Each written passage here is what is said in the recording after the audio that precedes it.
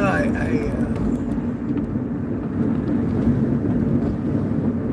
keep harping on the same thing, and I think this is the progression of the situation, the character, the whatever you want to call it. This is how this progresses naturally, and I think that's, this is such an important thing. Like, we need to stop being distracted. Epstein is a distraction. I know that doesn't seem right. It doesn't seem like that. Like, it seems like Epstein is the thing we're being distracted from, but we're not.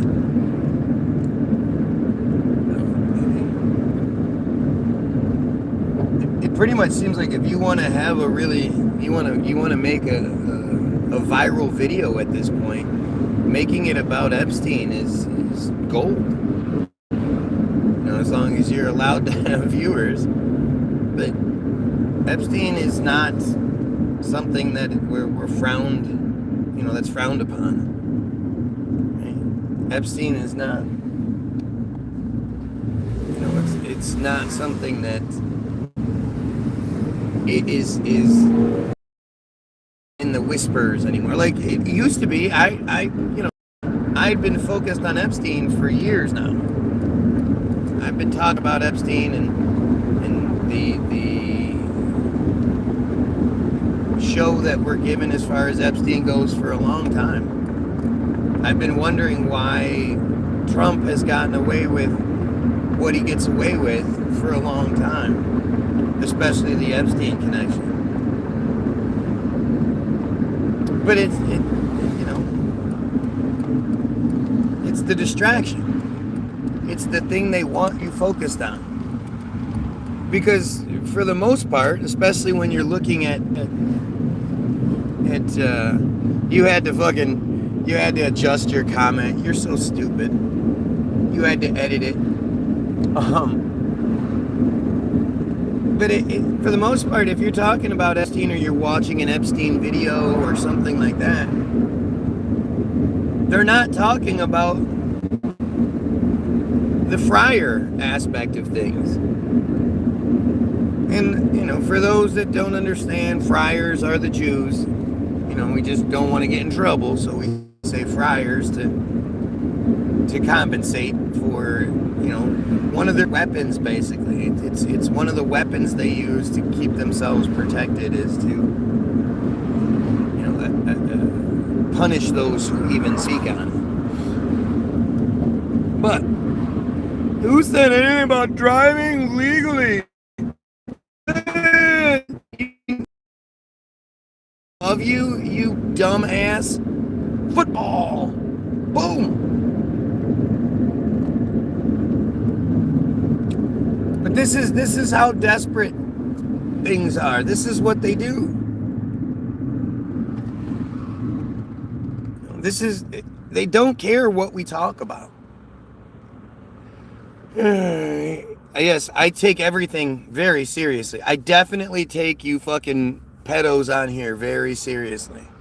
The things you say to me, oh man, they sure do upset me. That's why I allow you to be here. I'm God to you, right? I'm your God. I allow you to exist. And if I didn't, you'd be upset about it. Just keep that in mind the entire time you're here saying all the dumb shit you're allowed to say. It's because I allow you to.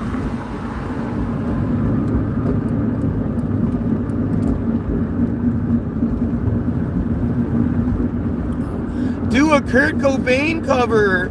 I should kill myself because I talk bad about Israel. Gee, I wonder who's saying that. Gee, I wonder who thinks along those lines.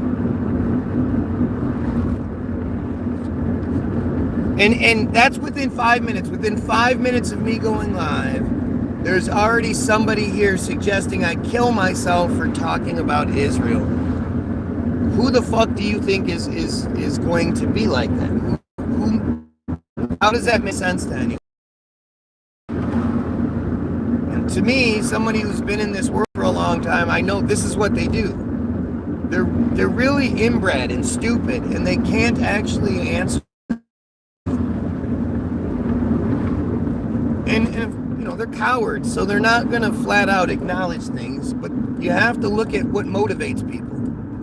5 minutes in, this person has their alarm set, so they're here. They're just waiting for me to go live so they can come in here and cry. Yeah, it makes sense, right? You just always appear on my, yep, I appear, and you have no choice but to watch it. You have no choice but to watch it for hours on end and beg for attention.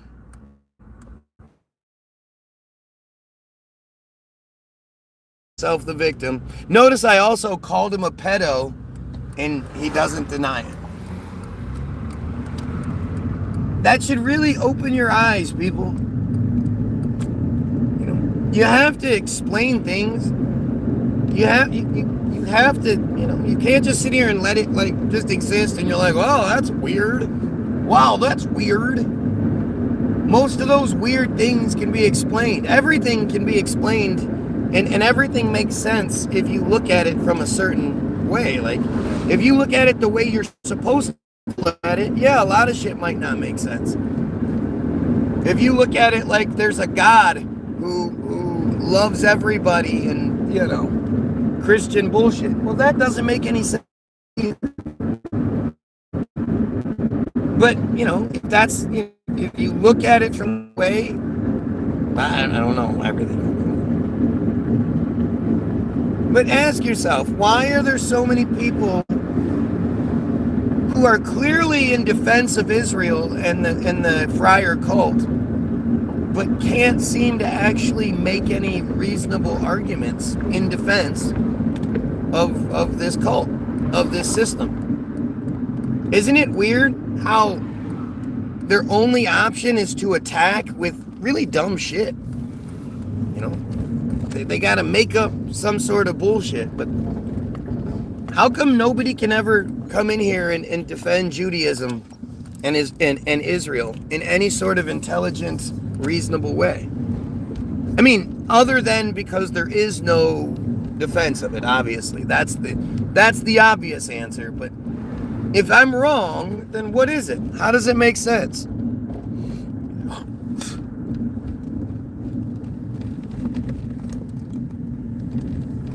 How does anyone just abide? You know? And the thing is, it seems like it's actually like it's definitely happening. It's definitely like how does anybody see this ever, like the toothpaste ever going back into the container, into the tube? Do you guys see that ever happening? Do you guys see a situation where everybody just goes, you know what? Israel's good. Let's just forget about it. The Jays, they're okay. This is end times for them.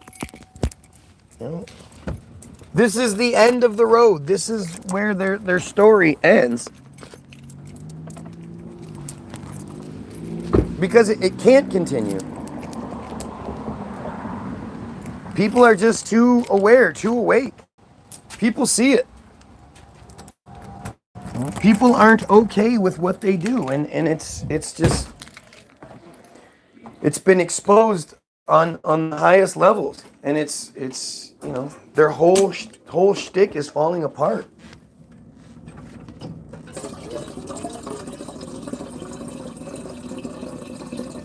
Seriously, look at everything I've said so far in this video. I guarantee if I go through the comments, there's not one intelligent response. Let's see. I'm trying to hey man, you can call me whenever you want. Don't make it true. Yep. It don't make it true.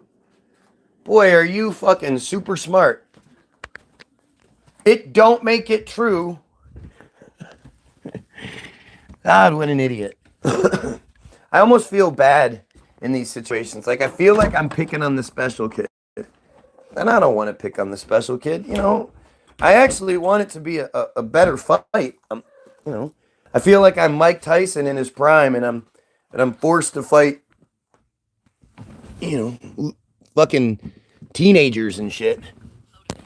Like it's not even a competition here. But it is what it is, and we have to see it for what it is. Pop up in my feed every day. I'm not sure why. Gee, I don't know. But again, when that happens, you have to go check it out. Because I watch whatever they tell me I watch. I do. Every time anything comes through, I watch it for hours, begging for attention. I didn't say anything about sorry in a minute. Oh, I have a lot of you.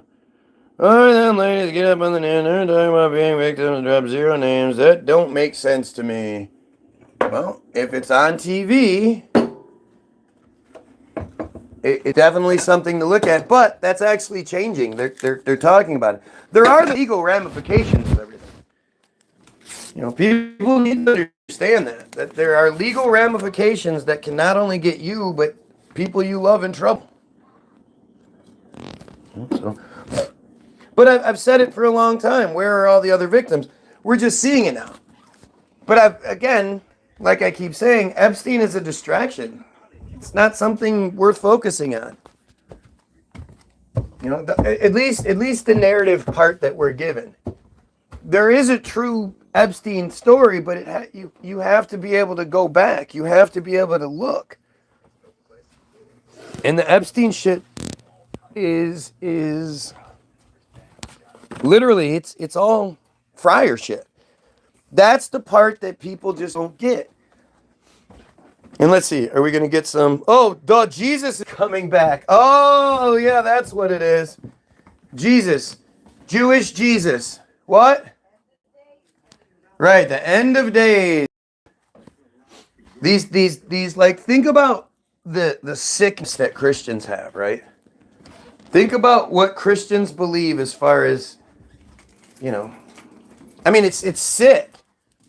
The best case scenario for Christians is that Jesus floats on down in his goofy sandals, and as soon as his little toenail touches the ground, the rapture happens, and the 17 good Christians that exist are immediately raptured, while everyone else is made to die Armageddon style.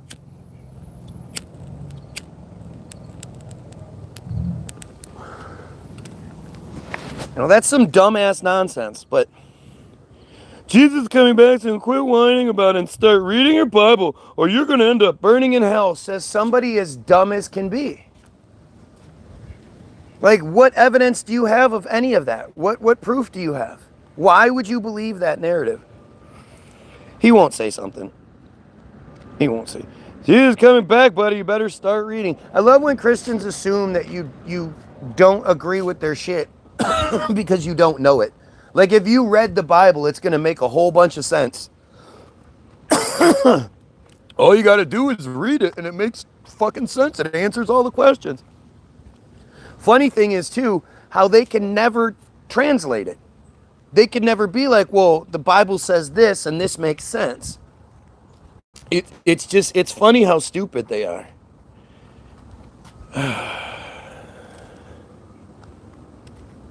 Screw you, Wyatt. I'm not special.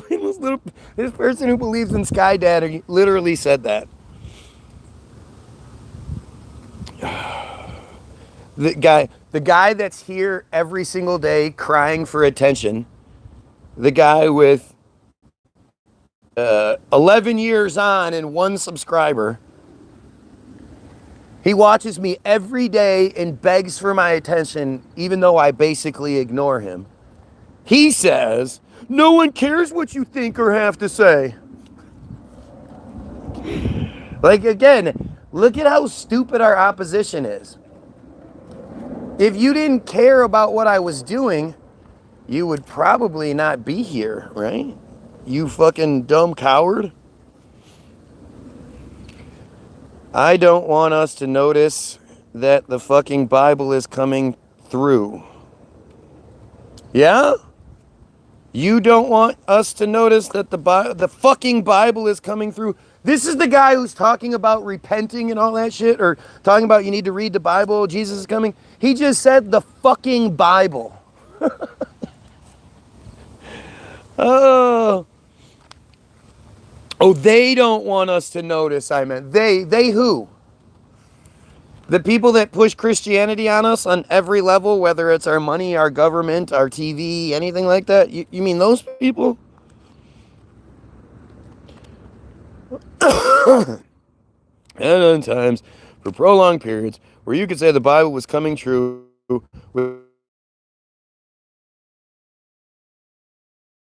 because the Bible's so vague and stupid, like, it's like, oh, there are people getting sick. That must mean the Bible's coming true. Like, that would be about the extent of it. But there really isn't. You know? You flat out ask them, what things do you think directly coincide with the Bible coming true? And they're not going to say anything. They don't know anything. Man, you're, Y-O-U-R, really this worried about this? You're, Y-O-U-R, really this worried about this? The Bible several times from front to end. You'd think you'd know it better. Let's see. Now listen to this. Dude, I could give you like 15 different reasons right now. Why do they always say shit like that? Why do they always tell me they could give me reasons, but they just don't? I could give you like infinity reasons. I could quote the whole thing if I wanted to. Funny how you say that shit, but you don't actually say what it is. Oh, we have Sankat Misra, who is a Jewish pedo, a friar. Obviously, if we go with schizo and take your meds, we know that that's them. Because their whole thing is to get you to, or to get people to think that anybody that talks about this must be crazy. You must be crazy if you don't support their Matitza Bapay cult. And if you do, it's because you're schizo. You're a schizo who needs to take his meds because you don't think child rape is okay. Get thee behind me, Satan, by the way. Maybe change up your stupid wandering around with your phone, then hitting on your vape. Yep, I'm always hitting the vape. You guys know me. Always hitting the vape, says another dumb friar. These friars are just so stupid, man.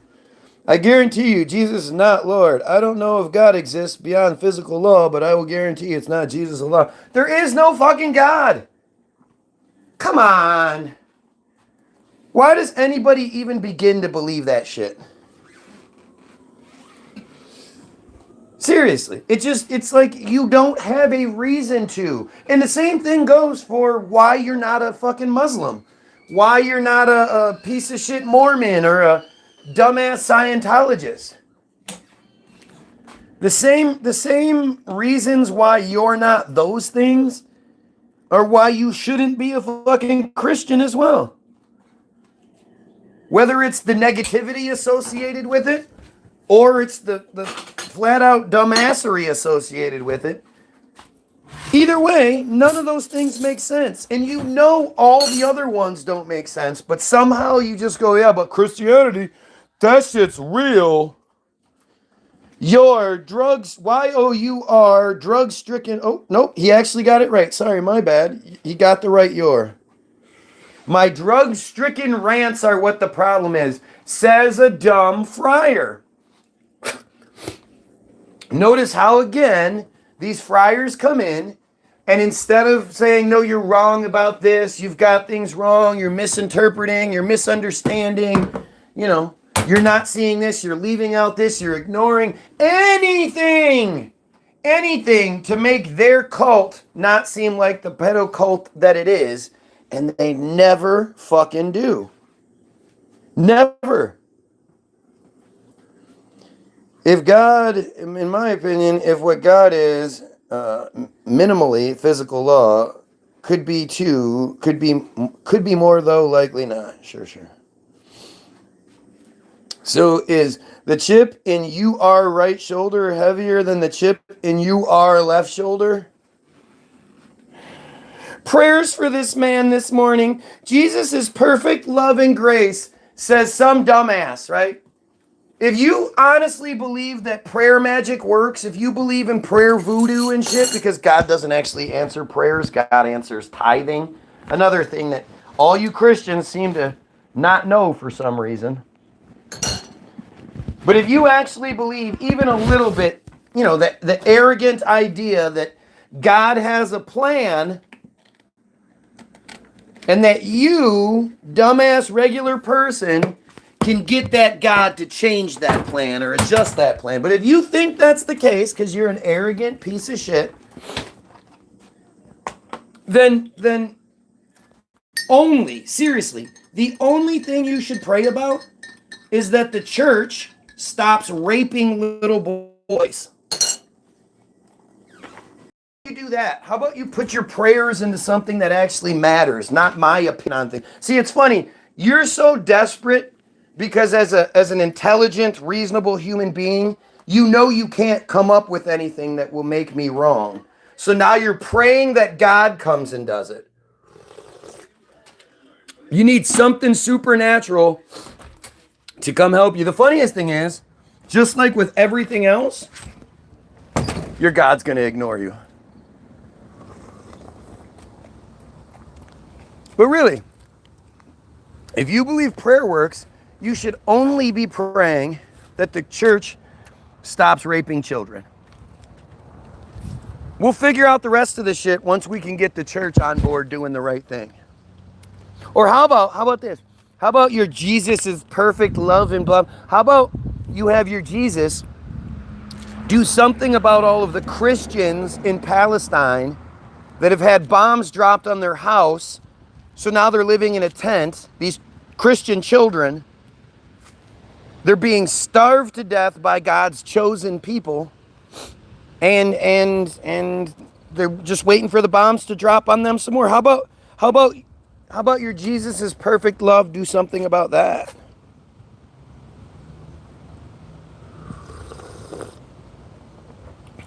This is like a case study. What happens when drugs take over your life? If it means drugs take over your life that you want to kill pedophiles, then everybody needs to be on all sorts of drugs. Drugs, you know, this perfectly legal plant that God created.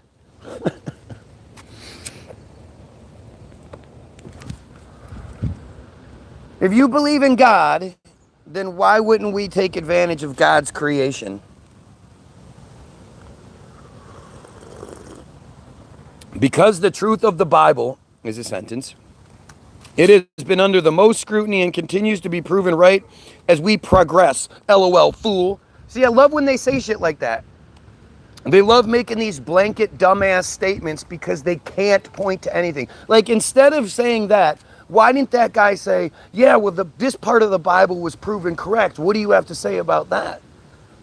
They never actually point to anything because they can't. Okay, you wasted enough of my time, Satan. Yeah, when it starts to get a little too much for you to think about, blame Satan. Typical Christian cop-out. This is too smart for me. It must be Satan. And that's really what the Bible tells you, right? If somebody starts making sense, if somebody starts talking bad about Jesus and God, but it starts to make sense, it's because Satan is getting to you. Like, it's just a broken thing from the beginning. Yes, I'm a tweaker now. For God so loved the world that he gave his only begotten Son, that whosoever believes him shall not perish, but inherit everlasting life. Which doesn't mean you get to go to heaven, now does it? That means you could be living in hell for all of eternity. But again, that's like, you know, let me prove to you that Sony is the best DVD player. Here's the fucking manual for the DVD player. It doesn't actually talk about other stuff. It doesn't, you know, there might be a sentence in there that says, All other DVD players are stupid. But that's about it. There's literally nothing that they have. They love to use the Bible as proof for the Bible. And usually that proof is because the Bible says so. It's because you're blind. Yep, I'm blind now. For funny how someone who isn't religious always wants to talk about religion. Well, let's see. Is it because most people are religious and they use the religion as a crutch and an excuse? And then is it because that the friars created the religion, the cult that you subscribe to control you? Because most people use their religion as their excuse for not doing more. Instead of doing, they're going to pray for the Savior to come. The Bible is vastly mulched over older works, scrolls, yeah. I love Libyats,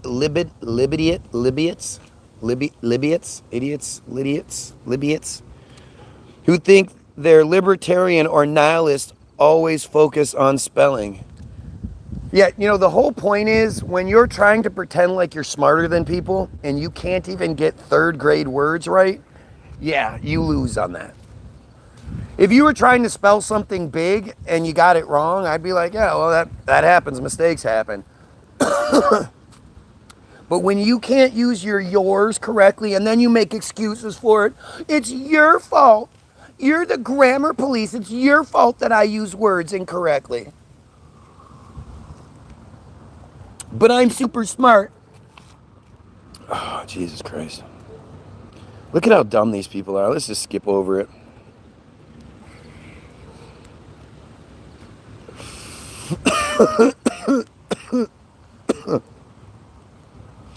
Morals, ask an altar boy about Christian morals. Yeah, they don't want to talk about that, though. They don't like talking about anything real. You are looking for someone who can answer, but you don't pay attention to me because you're a dumbass. No, you're dumb. You have no idea what you're talking about. Why don't you just answer for 1 Timothy 2:12? Just answer that part. Once you answer that part, then we'll go from there.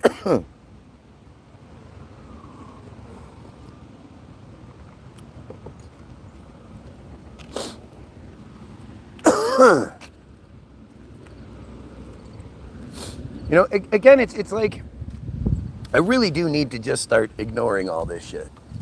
I want to engage and I want to, but there is no proving the point to stupid people who want to believe what they want to believe. All of you Christians have no reason to be a Christian. You have literally no proof. You can say all the dumb things, Christian Bible's been proven, blah, blah, blah. You won't, but notice how directly asked what proof they're talking about. These cowards never say anything. Belch. It's always the same dumb nonsense. Poor thing, someone got told off harshly at age 5 and won't let it go. Like, again, what? What does that even mean? Only some dumb fucking friar pedo would say shit like that. Instead of actually addressing what's being said or what's going on, now I have a superiority complex. Yes, because you believe that there's a God who favors you, answers your prayers and all that, and I don't. That means I have the superiority complex. Love how that works out.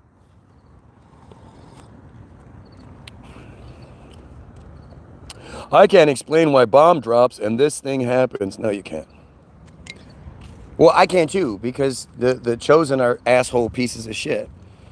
People are a part of something much bigger than themselves. No need for false religion. It's all they do, man. They've been told they need the religion. That's why they need it. They've been told, they've been given this crutch their whole life. You know, it's interesting. We've been watching the Gypsy Wedding show. That shit is just fascinating. It's fascinating to see how these gypsies are. But they're the exact same. They're the exact same as the Jews. They're the exact same as everyone else. They constantly portray themselves as victims. And then, don't want to address any of the issues that are, why people don't like them or whatever. Trevin, good old Trevin.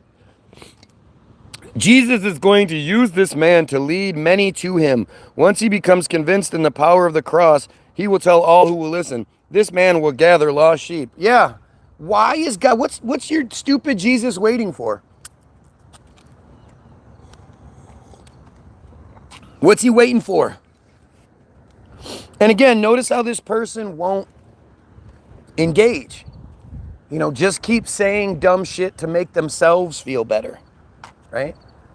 It's this don't worry self, everything will be okay. Like it's crazy.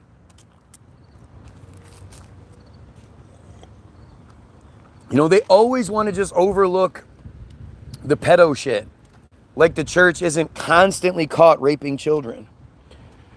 Christians need to study Hinduism and broaden their perspective. All religions need more interfaith work. No, they don't. We need to drop all this faith bullshit. I'm a 28-year-old dude farming houses in Bend, Oregon. I'm real. So this 28-year-old guy is up at 5:30 so he can come onto my feed and cry about Jesus. Really? 5:30 in the morning. Not saying anything even reasonably intelligent. Don't treat me like I'm a robot. I'm not. I'm treating you like you're a dumbass. You're just a disgusting dumbass. You guys are dumb. This willingness to overlook pedophilia means you probably have a search history you don't want people to see. You probably have some photos in your shit, a folder in your shit that you don't want people to see. Work starts at 7, about to jump on the truck. Yep. So you thought you'd come to YouTube and cry about Jesus for a minute. Make Christians look even worse.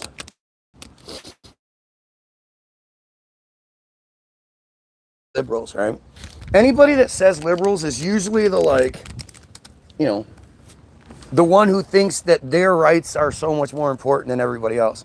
But the idea of liberals means somebody who wants liberties. Why don't you want liberties?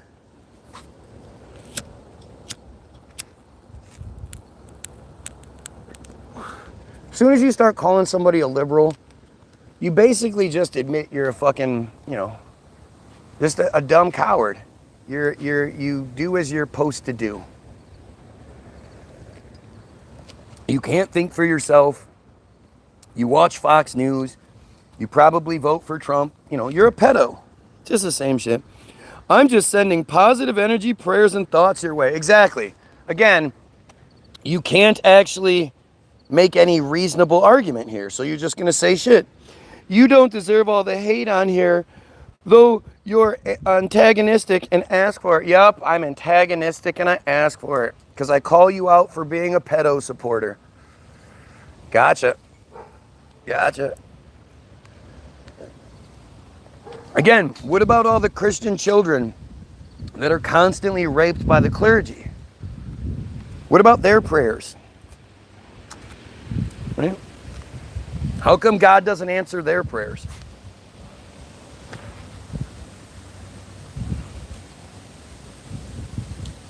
"12 years ago, no subscribers. Sounds like you need a break."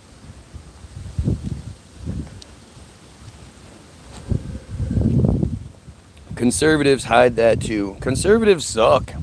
If you identify yourself as anything, you're an idiot.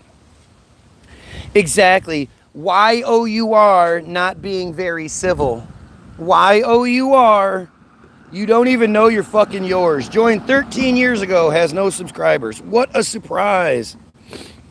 If I were face to face, your response to me would be incredibly rude and bizarre. Yes, it would be incredibly rude and bizarre for me to point out how your cult consistently rapes children. Gotcha.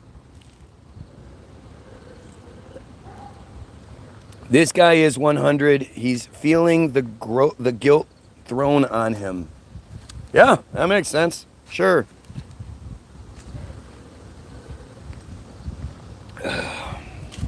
Hail Prometheus. Might as well. Might as well. They can't handle the truth. They can't. Nothing I'm saying is new. They know all this shit. They just choose to ignore it so they can go to heaven when they die.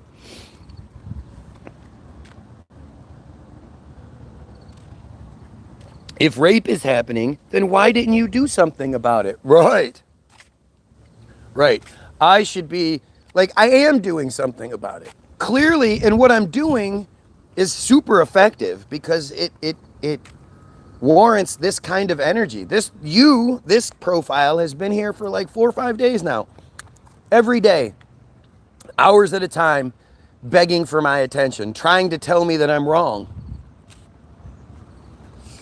So obviously what I'm doing is affecting something. Once again, nothing's mine. I'm just a young man trying to make rent. Why don't you just pray for it? Fucking A, man. Why don't you just stay in your house all day and pray that Jesus pays your rent, brings you food, and keeps your phone on and shit? You talk like that. You talk like the left is so fucking innocent when it comes to being chomos. Yes, I talk about that all the time. I talk like the left is so innocent. Typical Israel Trump sort of response, right? You can't answer for what's going on in your situation, the thing that you believe. So when it's pointed out to you, you go, well, what about other people? Well, what about other stuff? Gotta love those lines right there. It's not harp, don't worry.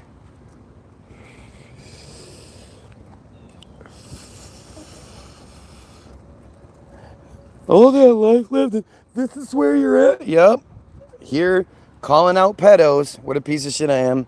And I believe in love and forgiveness as defined by Jesus, not by you or me. We're both horrible, filthy sinners. What a piece of shit. Like, can you imagine being that brainwashed? That you're going to call yourself a horrible sinner?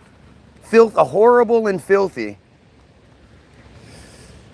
It's just so stupid. What do you mean love and forgiveness as defined by Jesus? Are you saying you love and forgive all those people raping children? Is that your excuse now? The truth will unalive you. Oh, will it? So now I'm being killed, huh? Your thoughts on P. Diddy. You distracted yet?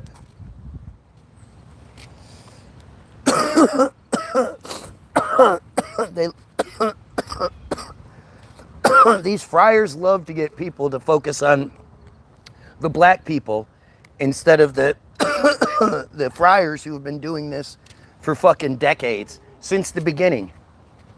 Diddy is doing nothing like out of the norm as far as they go, what they've been doing. They taught him how to do what he does. And the reason why it is what it is because Diddy was smart enough to fucking have tapes, have recordings on everybody. You know, he's a fucking piece of shit. He deserves to die too, no doubt about it. But he's such a low-level player, it just doesn't matter. Why would I focus where they tell me to focus? Pray for rent. They should. Yeah, I'll try not to have a heart attack or a stroke. The truth will set you up to a Vincent Foster reward, sure, whatever. So he can't do anything about the rape, but expects y'all to. What? Yeah, if the people in general stop accepting the bullshit control schemes like Christianity, then it's more likely that we can do something about it. No, you are just crying alone and barking the wrong things. If you know rape is happening, you don't live stream, you report the cops. Oh yes, I should report it. Hello, police. can you go knock in the door of every church around here and stop the rape that's happening? Gotcha, thank you.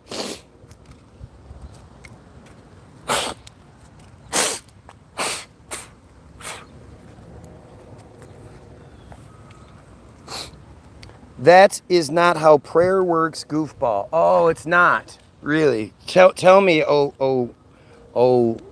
great one there. Trump is dying. Not fast enough. Why pay rent? Isn't God supposed to take care of you? You'd think. Nothing like committing crimes on video while driving. Yes, I am committing crimes on video while driving.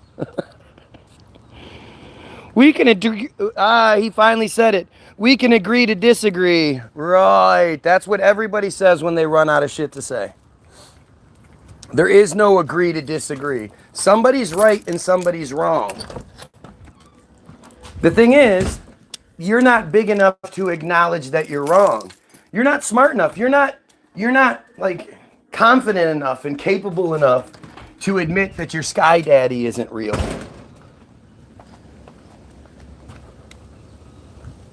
Yeah, you report like, oh, well, yep, it's the cops, yep. Trevin, give it up. You glow so bright. Hey, you got somebody stroking you off now. Who said I supported Israel? Obviously you do. You're on the video while driving, yes, because, first of all, I was driving, but secondly, you can't have a conversation while you're driving. When you're driving, nobody's allowed to talk to you. You don't even listen to the radio because you don't want to be distracted. He read my comments. That's all I can ask for. Maybe a seed was planted. Like that arrogance. It's the same arrogance that makes you a Christian to begin with.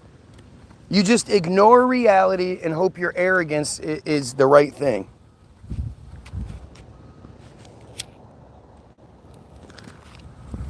No, pedos see Trump as their Jesus. Pedos. These are pedos. Most Trump supporters are pedos. If you're still supporting Trump to this day, you probably have some shit you don't want people to know about. And you hate pedos, though, man. You call 9. I should just be calling 911. This is why these people get ignored, because this is the best they can come up with. In the spirit of David Koresh and Jim Jones. Yeah, sure. What's your excuse for not reporting? Yeah, okay. This guy in his dirt. Hey, don't talk about my weed. Oh, that makes me upset. Oh, you know about my weed. Oh. You think awfully quick about folders and thing like that sounds like projection to me. What's in your folders? I don't have folders. But again, this is like, so the problem is me talking about it, not you having them, right? There's nothing wrong with acknowledging your sin. Yeah, because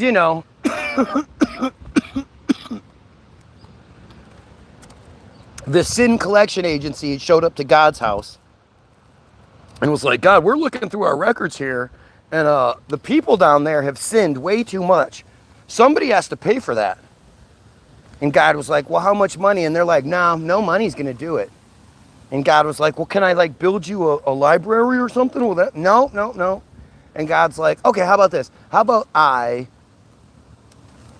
go down there, impregnate myself with myself, then I'll disappear for a little while, then I'll come back, and I'll be this whiny little bitch called Jesus, and then I'll kill myself on the cross. How's that sound? Will that be enough to die for all of the sins? Sadness happens, life, death, water. Look at how fucking ridiculous this is. Look at all of these dumbassery comments, all to avoid the reality. All to avoid what's actually being said here. Just coming up with anything else they can come up with. The most honorable Elijah Muhammad.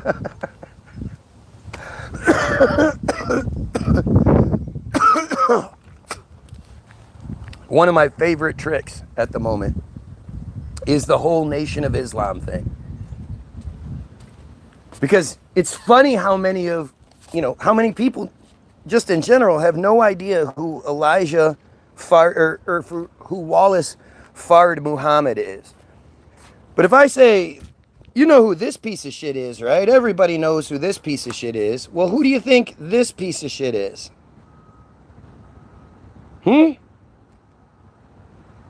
This guy, this guy, this guy, this guy. Do you see any sort of similarities? This guy,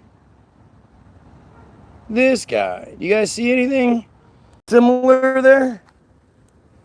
Well, the black and white picture is of Wallace Muhammad, the founder of the Nation of Islam.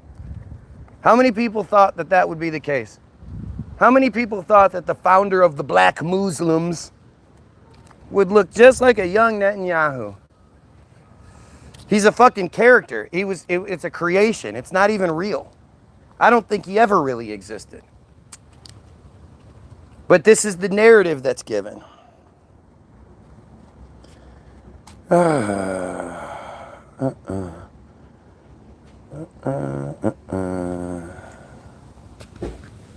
Amazing how stupid this is. It's just amazing.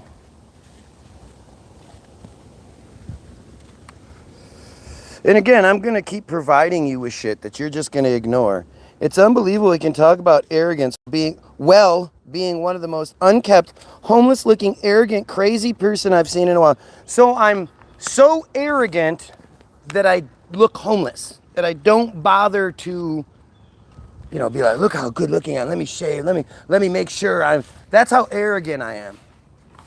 I'm arrogant because I don't just believe things without being able to explain why.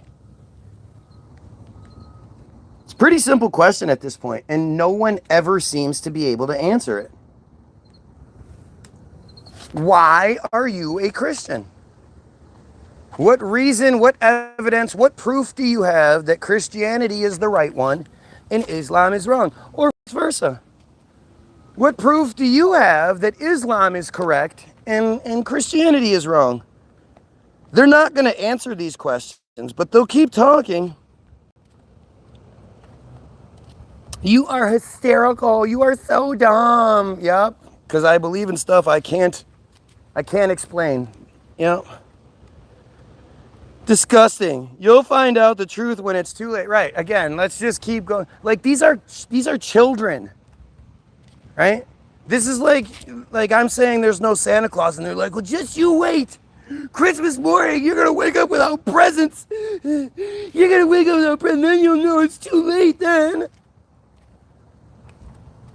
It's just amazingly stupid that this is that cowardly insecurity that fosters this belief. Please study the Bible and you can only come to one conclusion, Jesus. Like again, this is so stupid. What parts of the Bible prove to you? I don't even know why I bother asking because it's not like this jackass will answer. But what parts of the Bible prove to you that it's real? Where is this proof that you keep talking about?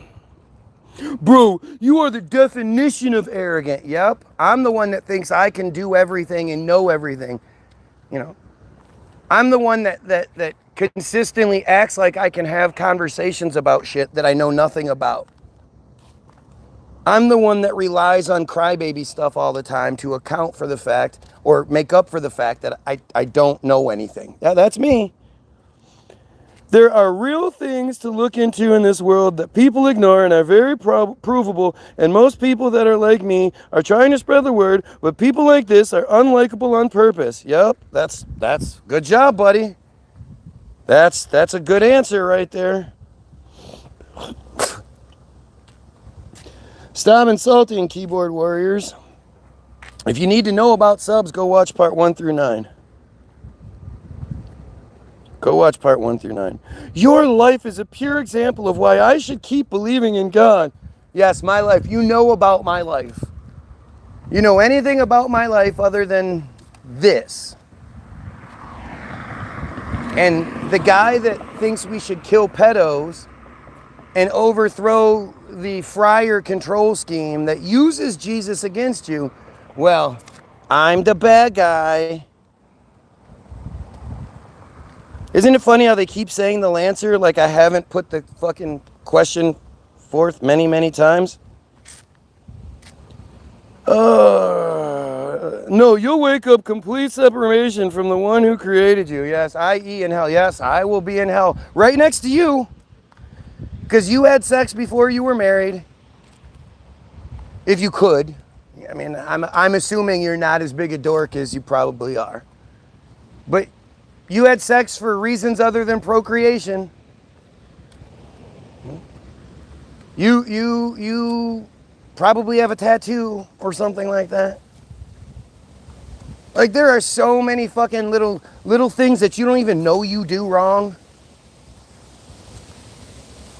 But you'll be there too, don't worry. You believe in chemtrails. You mean stratospheric aerosol injection? Yeah, it's a fucking thing. You mean marine cloud brightening and cloud seeding? Yeah. Very, very well documented thing. You might want to look into it. That would mean, though, you couldn't just come onto a feed and start spouting off nonsense opinions. You would actually have to know some shit. And we all know how you guys don't like knowing things.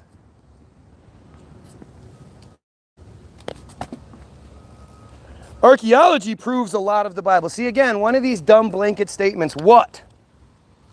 What in archaeology proves the Bible? It's like I gotta fucking pull. Come on, you can do it. Come on. No. Come on. No blanket stuff. Come on, you can do it. Come on, say some actual stuff. Come on. What part of the Bible you say not real? The Bible, you dumbass. Prove it's not real. How do you prove something doesn't exist? You guys, I keep asking you guys to prove that there's not a leprechaun dancing around in my hand right now. Right? Where's the leprechaun, guys? I see him. You guys don't see. I have faith he's there. He's doing his idly diddly diddly diddly dee. He's singing "Oh Danny Boy." Oh Danny Boy. You don't see the leprechaun? Well, just have faith he's there and give me money because of it. Give me money. Come on, give me money. To say Santa Claus exists is not as dumb as saying submarines don't exist. Right, again, more blanket shit. I believe it because I'm told to.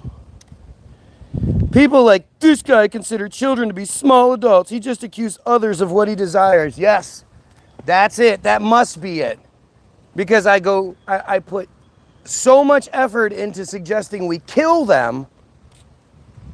Yeah, that must make sense. Unlike you guys who are constantly defending them, Trump supporters, Christians, religious supporters, all that. You guys are the ones that support the pedos.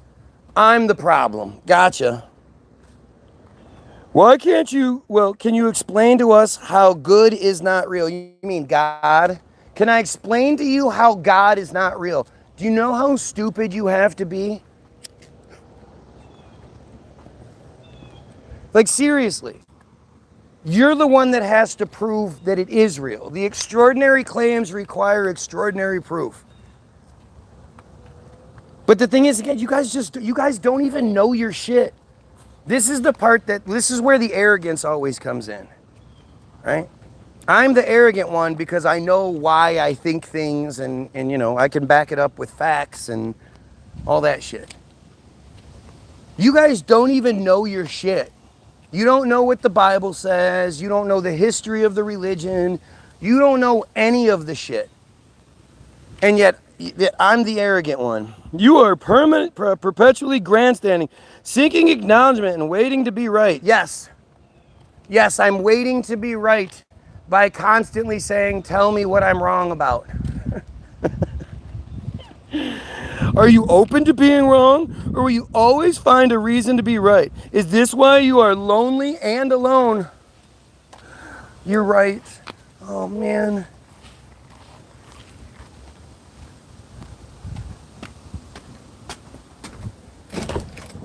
Sweetheart! Sweetheart, I'm lonely and alone. What do I do? Well, how are you alone if I'm here? You're not. I'm making you up. One of the hundreds of people who don't care about anything I think or have to say. Because they don't care about what I think or have to say.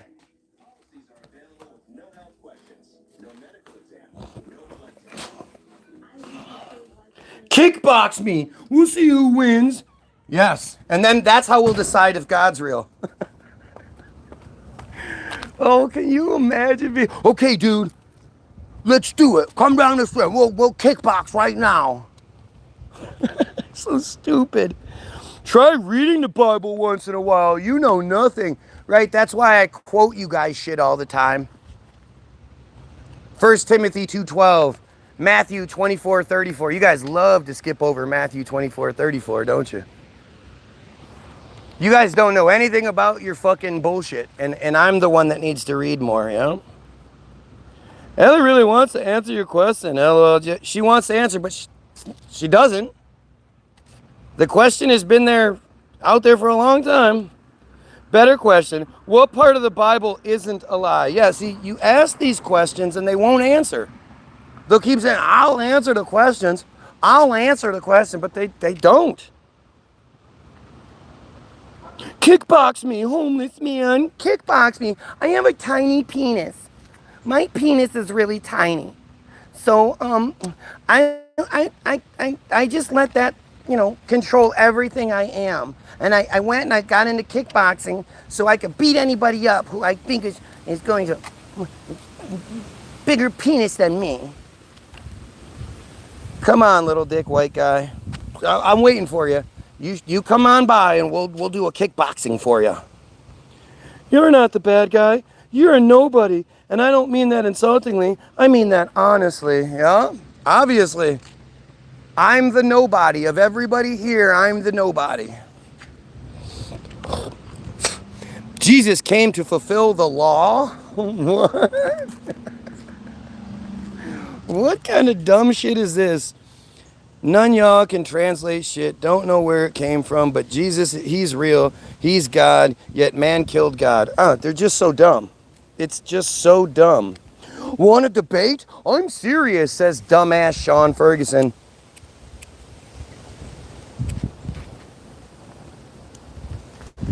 I love how people always it's their cop-out, it's their excuse. They act like they couldn't just be saying their debate points.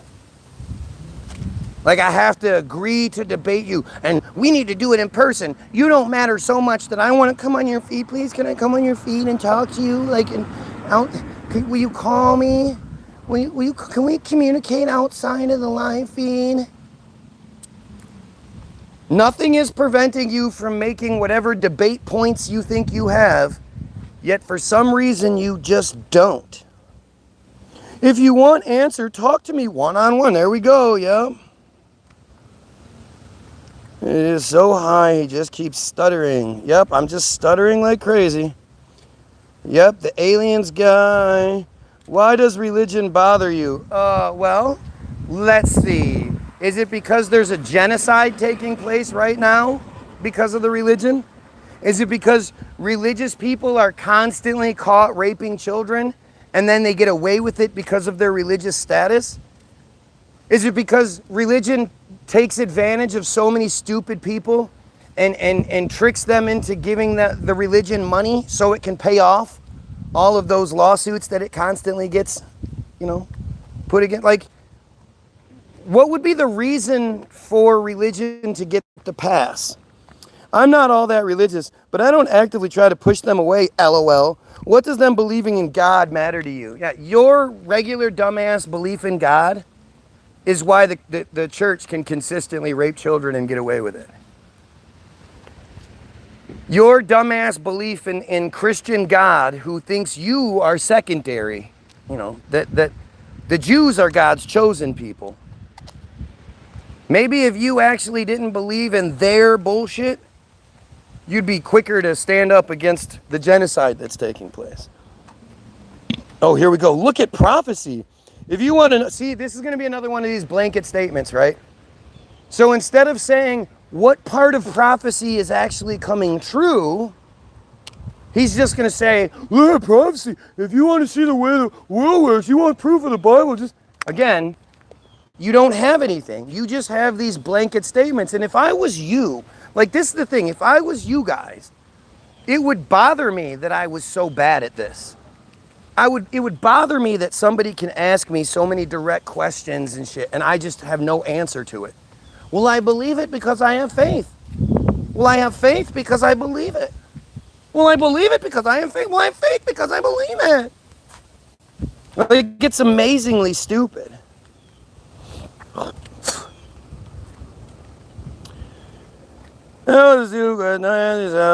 How archaeology proves ancient Egypt. Ask how archaeology proves. So instead of coming up with even one example of how archaeology proves the Bible, now you're going to compare it to ancient Egypt. Which again, you only believe in because you're told to. Right? I'm not the one that says any history is true.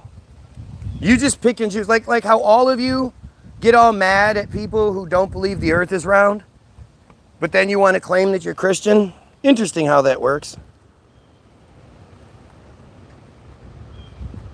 You are so lost. Hopefully you'll wake up before... Now we're going back to the original part.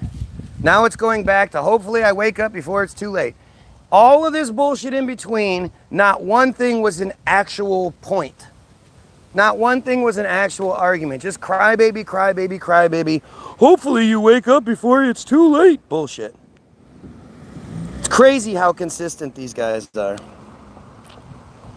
The salt ball is in the desert next to a decimated city.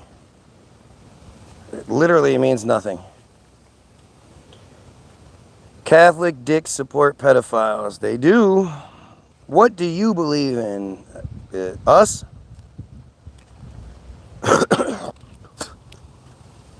I've posted my address to anyone down to fight a demon.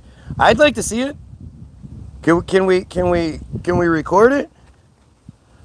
What are your points? I missed them. Well, let me just list them off. Actually, there are about 15 Bibles, and they were set aside for the Old Testament. That was eventually replaced by the New Testament, which was because small hats had a hand in it. It's not a hand in it, they gave it to you. You tell your sweetheart that hundreds of people are watching at the time when there's less than 40. You want people to feel, no, hundreds of people by the time it's done with. You can understand, right? The people that are on right at the moment that I'm saying it aren't all of the people that are there. But hey, you pick and choose which things you want to obsess over because it works for you. Got it. I want to feel more important to myself. That's why I go live and you guys watch me. Gotcha. I spam you and pay attention to me and boast about no one can answer, yet I'll answer. Right. Right. You'll answer nothing. What about 1 Timothy 2:12? What about that one? Answer for that. I already said that to you once. That was definitely a stoner answer. Yep. Definitely a stoner answer. You can see how mad they get, right? They're not mad at me. They're mad at themselves because they can't do better. And I ask you guys all the time, why don't you just pray that God gives you better answers? Why don't you just pray that God makes you like smart for half a day and you can just come on here and say your piece? You blocked her. It's probably a good thing, but I like it, dude. I like how the stupidity just rolls and rolls and rolls. Don't get rage baited, y'all. If you say anything like rage bait, you're fucking stupid. He posted something that sent me into a rage. Why would anyone's words do that to you? And the thing is, it's funny how it's always something trivial. It's not like the United States is going to pay for all Israeli soldiers, medical, everything, and retirement. You're not raging about that. You're raging about some other dumb shit.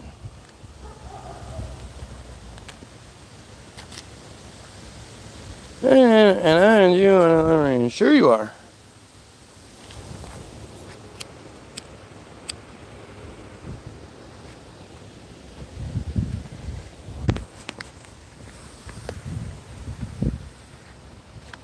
You know, this is how stupid it all is. This is the stupidity we're all supposed to. No, you're wrong. At the time of recording, we'll look at as many people are on the live stream. No, when it's done, there's a lot more views than you think there are, you dumbass. But now you're trying to argue about some dumbass shit that's like. So me saying hundreds of people are going to see this video, hundreds of people are watching, that's the thing you're going to focus on. Because at that exact moment, it wasn't correct. In your opinion. Oh, I just love it.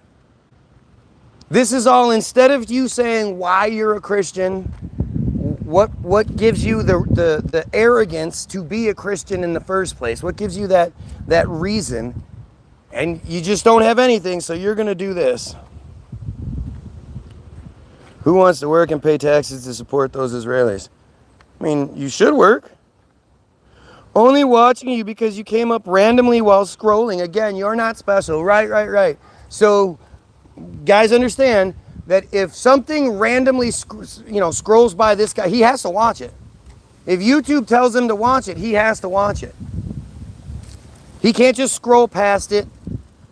He can't, he can't hit no thanks, not interested, because I do that all the time and the shit never comes back. But this guy he has to watch it and then watch for hours and then cry for attention because YouTube told him to. Gotcha. Guy who wants to... Oh. This guy is going in circles trying to say he is the genius. That's what I say. He says, did you guys know that Perez is actually a common Jewish name? How many of you knew that? I would have thought that was like Latino or some shit. No, it's actually a pretty common Jew name. Yep, I'm like, look at me, guys, I'm a genius. Look at what a genius I am, because I ask questions that you're not smart enough to ask or answer. I'm a genius. More desperate nonsense. The funny thing is, again, if I could read better comments, if I could read stuff they were saying I would. I'm just reading what they do. The J says, I'm a loser. I'm not a pedo J, though. That's all that matters. I'm not some dumb friar pedo Matitza Bupe piece of shit. So I'll be a loser all day as long as I'm not anything associated with that fucking pedophilia-y.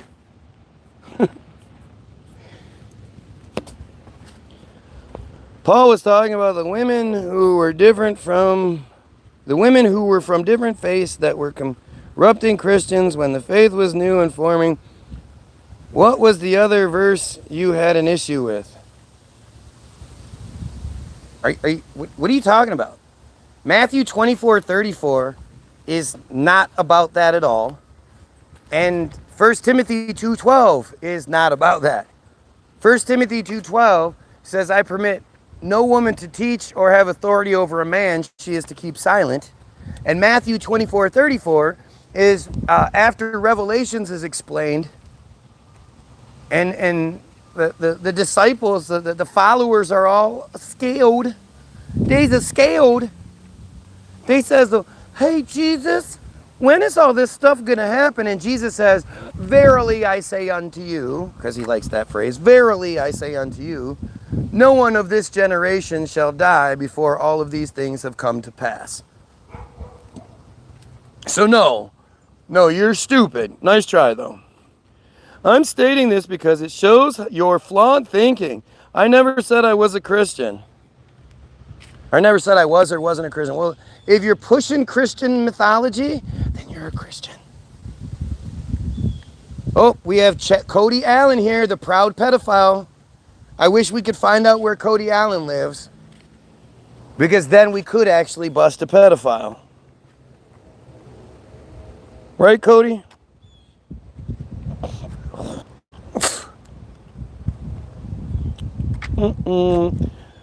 When you hear a drug addict such as yourself go on a tangent, it does catch your interest from a psychological perspective. I'm not viewing your argument.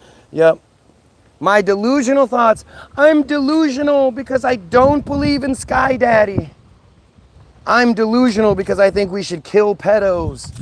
I'm delusional because I don't accept that a different group is Sky Daddy's chosen people. It's okay that they commit genocide. They're the chosen people. It's okay that they rape children. They're the chosen people. Yep, that's me. Crazy old delusional guy.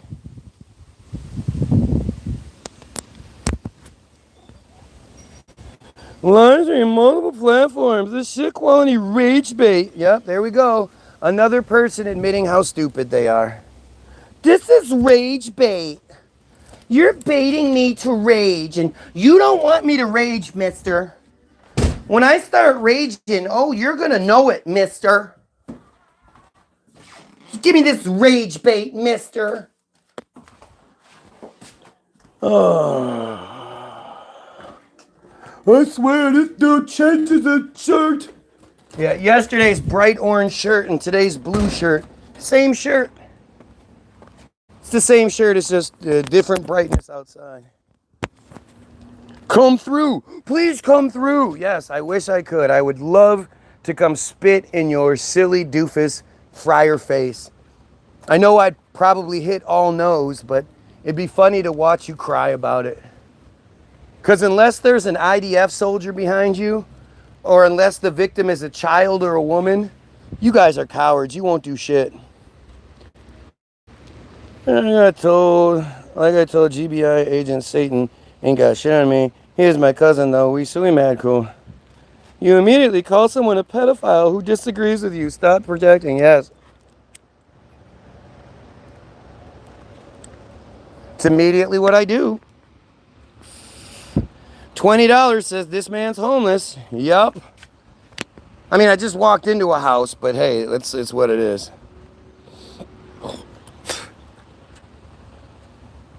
No, you're not delusional because of your arguments. These arguments have been said time and time again. Nothing new or unique. You just think every thought you have is profound. That's you got me.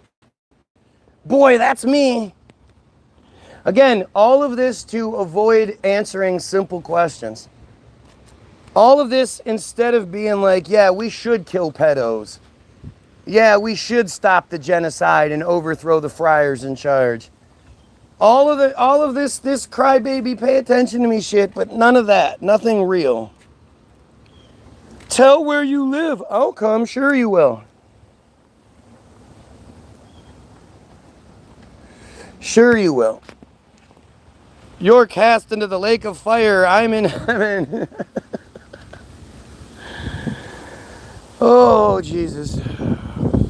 Peach tree coming in the witches. Stop stealing Cartman's gimmick. I mean, what the fuck? What do you think about Nick Fuentes? That's an interesting one, isn't it? At the end of the day, Nick Fuentes is one of those people that's allowed to exist because he still pushes God. He still pushes the idea of, America and shit like that. Like, he's still pushing the division stuff. He's definitely homophobic. But where did he come from? How did he get to his position to begin with? You have to understand exactly what's going on. You know how many times my feed has gotten over 30,000 or over 10,000 views? We've gotten over 30,000 views a couple of times. So what is it, what's happening? That's, the internet doesn't work that way where you just get these views and then you don't. And then you do and then you don't. The only way you get to be somebody in a position to where you're being interviewed and you're being talked about by the system is if you're doing something they want you to do. So I don't know, man. Your daily reminder that you're not special, and when you die, you'll be forgotten in a generation. Oh, unlike you, patriot outlaw. Oh, look at this shit, man. Something more interesting is when you say, see, more thought out comment, a baby. Yep, okay. Like, this is just so dumb. You don't say anything. What genocide? Which of the one? China, Amsterdam, Palestine, South there? Well, the Palestine one is the one that's being shown to us every day and bragged about.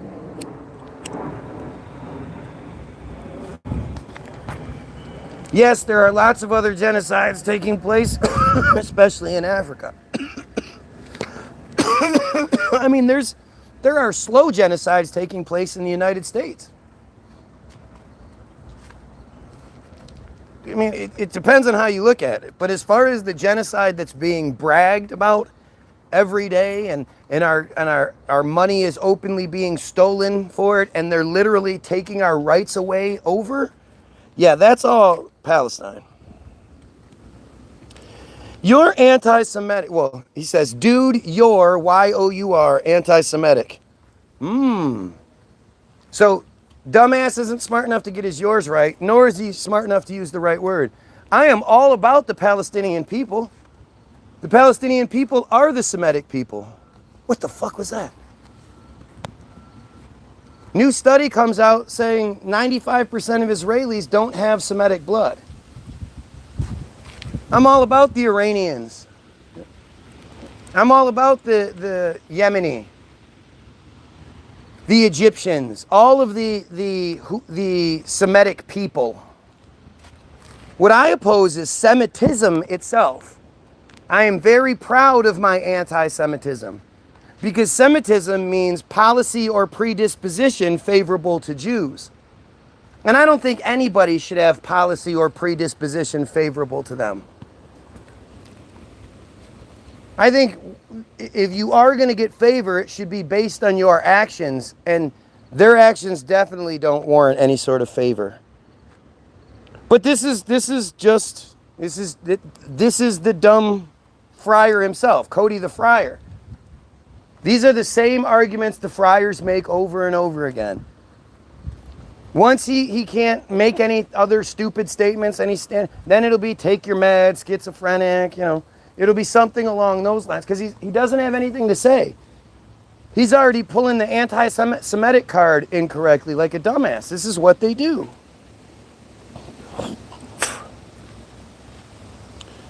What are your thoughts on your own psychology? What do you think about the way you think? I'm extremely proud of the way I think.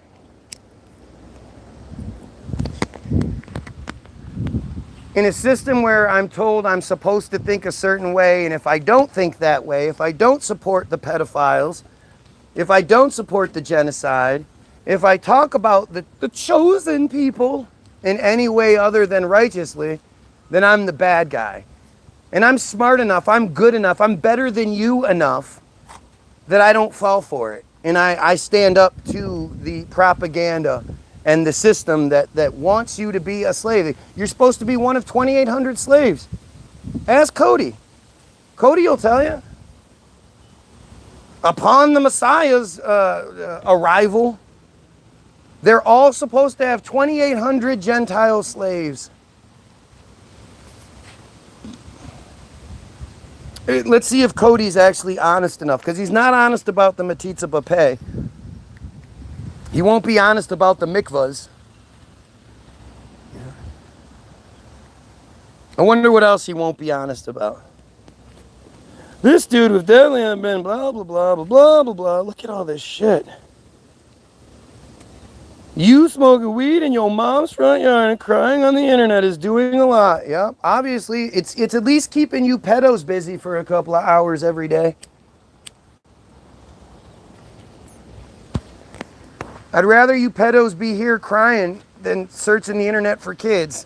And if you're not here, you're probably searching the internet for kids. So give me a topic to comment on. All this goes, I only have so many characters to respond, so give me one topic. Yep, right. How about you explain why Christianity is correct? I'm going to say this for like the 5th time. why Christianity is correct and Islam is false, or vice versa. Why don't you do that? So you are proud of hate? Abso-fucking-lutely. I will proudly hate pedos. I will probably hate, genocidal maniacs. I'm very proud of that shit. I'm proud to hate supremacy. Yeah, extremely proud.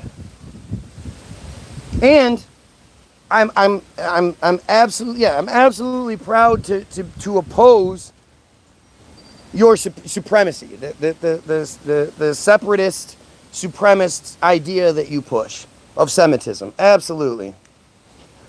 What actions have they done that doesn't deserve to be treated fairly? What is that? What actions have they done that doesn't deserve to be treated fairly? What? What does friar even mean? It's F-R-E-I-E-R. Ask Cody, he knows.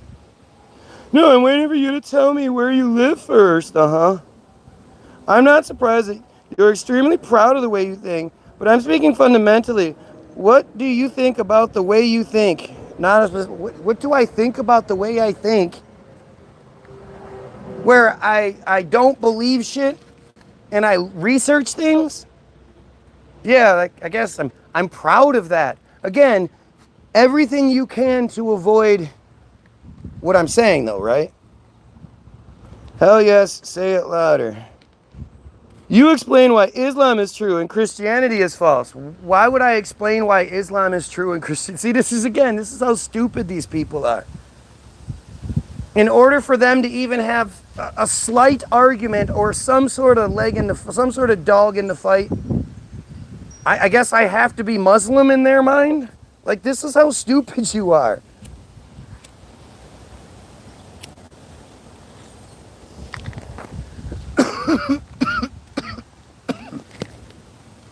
This is just more of that inbred Israeli nonsense, man. They're stupid. I can't fucking, I can't put it any other way. They're inbred stupid. They're, if you open up the books on Israel, you demonize Israel stupid.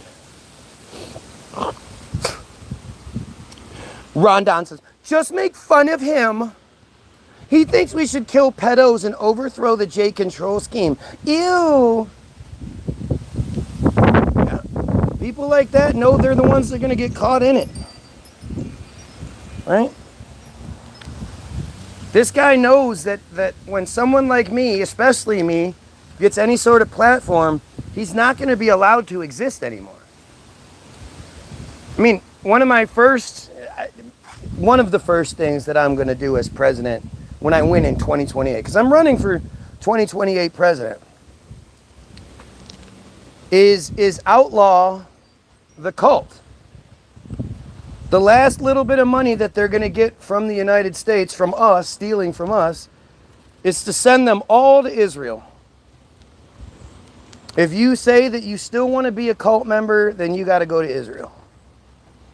If you're a good enough person to say, no, I don't want anything to do with that supremacist, child molesting, fucking disgusting cult, then, you're allowed to stay. It's not about race, because they aren't a race.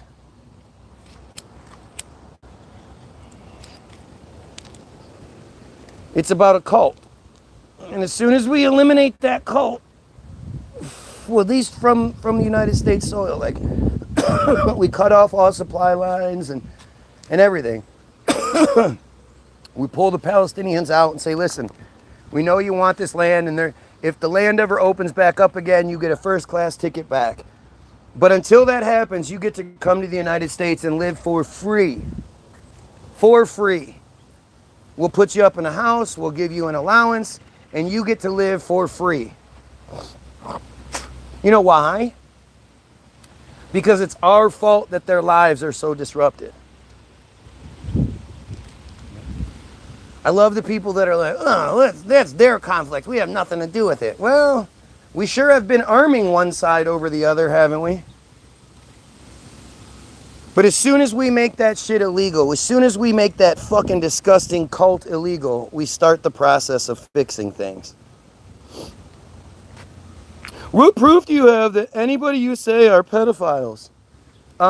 Okay, so I'm gonna explain this again. Let's see how stupid you are, because I know you're inbred and I know you're really stupid. But if I make a point that my whole feed is about us killing pedophiles and overthrowing the friar narrative that you know pushes that all the pedos in Hollywood and government, these are all them, you. If my whole thing is we should kill pedos, and you come into my feed and you don't agree with me and instead you try to stop me, you don't have to acknowledge, I don't have to have proof, oh, well, here's a piece of paper that shows Cody is a pedo. No. Cody's already acknowledged that he belongs to the pedo cult. It's a pedo cult. Do you understand that they have parties?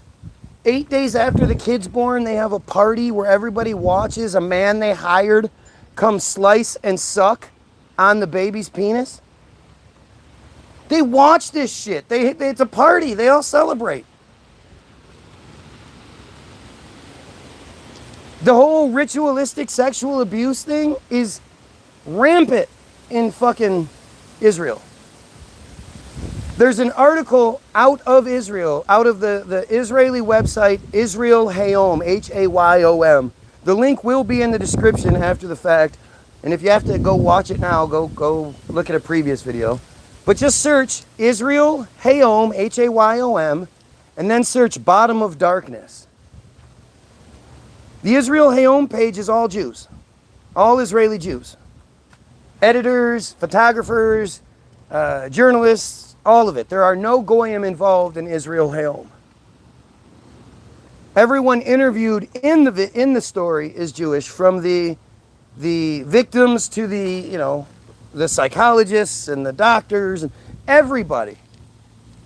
And they talk about just how unbelievably prevalent not only is the child sexual abuse in Israel, but also how the system perpetuates it by, not doing anything about it. People getting accused, people getting caught, and nothing happening to them. So no, this is a much bigger thing than you think. You can't force people out of this country for religion. Can tell you do your research. Can tell you do your, yeah. No, I can. I for sure can. When I'm the president of the United States, I will absolutely be able to, especially since I'm running on that platform and that's what's going to happen. And I'm not forcing anyone out, actually. You don't have to be a pedophile. You don't have to be a cult member.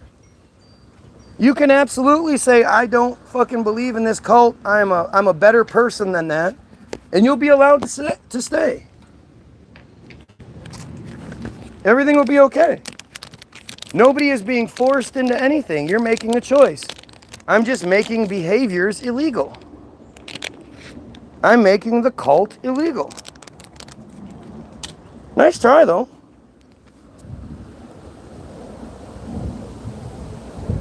Shame on the people that support the military picking up garbage.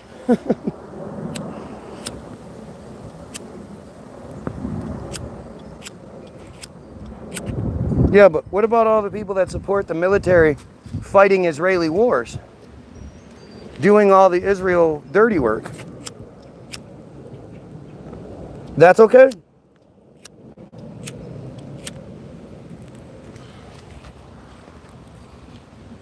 I don't really have sympathy for military anymore. It's one thing pre-internet days when you can just say that you were some dumb kid who was tricked. But nowadays, not only is it a failure on your part, it's a failure on the people around you, your family, your loved ones, your friends, all the people that supported you going into this Israeli murder machine. It's their fault. Bro didn't even graduate high school, calling other people's dumb. Ironic. Yup. That's what it is. It's not like there aren't plenty of smart people who didn't graduate high school. But if I'm so dumb, why can't you prove anything I'm saying wrong? Why do you have to keep going with this kind of like, you don't like what he's saying, so I'm going to say something stupid? How come you can't do any better? He believes in nothing because he attributes the wrongs done on earth to God. I don't believe in it, but I attribute the... I don't believe in your dumbass God, but I blame it. Yeah, that's how stupid you are. So if I don't agree, I am the problem. Abso-fucking-lutely. Absolutely. If you don't agree we should kill pedos, you are part of the fucking problem. And let's just be honest. If you don't think we should kill pedos, it's because you have some shit that you would get in trouble for, that you would be killed over.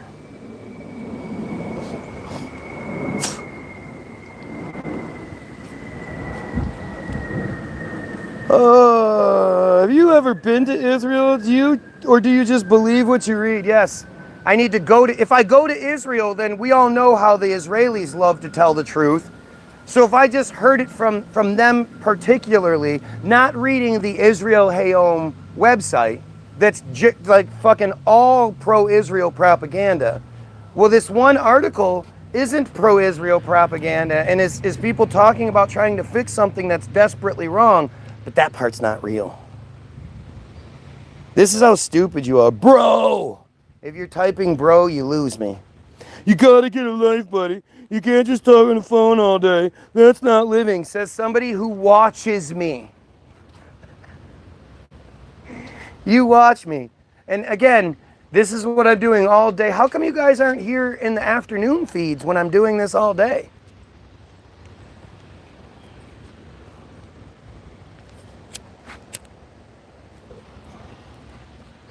Vance will be the next president. Yeah, more than likely. Hopefully he dies. Hopefully Trump dies so that at least that process can begin. How then are there checks and balances? I am Jewish and can't be forced to change just because you believe people are pedos. No, it's not that I believe it. It's what it is. You are pedos. The definition of pedo would be putting a baby penis in your mouth. Watching somebody do it while celebrating it. That's some pretty pedophilic shit.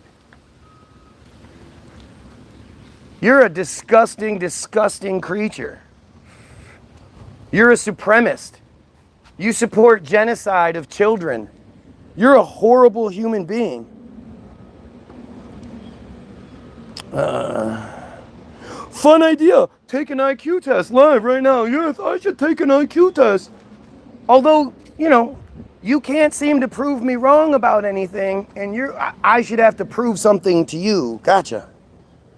Because you don't say anything of substance. Right. Right. Killing pedos, eliminating the Jays, eliminating the genocide. These are all nonsense. Who cares? Gotcha. Did you take your meds? There we go. What did I tell you? I told you that would happen, right, guys? Meds and schizo. Take your meds. Yep. Not the God thing. Stop hiding behind that and keep yourself there. There are places to talk. Wait. And keep it to yourself. There are places to talk to your God. What? Who thinks they can tell other people? Like, again, this level of arrogance where you think you can tell other people what they can and can't say or do. You know? They can say whatever they want. I don't give a fuck what people say. If anything, you just prove my point. If you say you believe in God, but then you can't make any reasonable arguments or any decent comments regarding it, all you're doing is making your shit look worse. If you have proof that every Jew is a pedophile, then fine. But no Jews I know are pedophiles and have amazing families. Sure. Sure.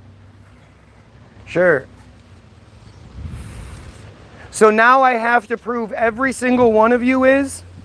How about the fact that you all support a cult that's the number one mitzvah? That's the most important thing, is doing that. And I'm sure you know way more about it than you're willing to admit. Like, you're going to come on here and be like, well, yeah, some of us do that, blah, blah. You're not going to say that shit. Matitza Bapay is disgusting. I'm reading comments that don't exist now. Yeah, that's what happened. Prove what wrong? Prove anything I'm saying wrong. Eliminating the J's. Yes, eliminating that cult altogether. I have not proved anything. Yep. Yep. Alternatively, because I assume you are going to deny my IQ test, take a urine test or drug results. Yep, now I have to prove to you guys drug results. Like, all of this because you can't make better arguments. Funny how that works. I'm a bigot. A bigot. Clearly delusional. Yep, my IQ is low. Yep. Again, if I'm so dumb, why don't you have better arguments? You're a horrible human. Yes, I am a bad guy because I think we should kill pedos. Don't you think killing pedos is a terrible, terrible thing? Oh, he's laughing. That's weird. Because I'm getting told I'm crazy because I think we should kill pedos. Who do you think's telling me that? Pedos, there you go. There you go. Random passerby says the same shit. God, that's weird.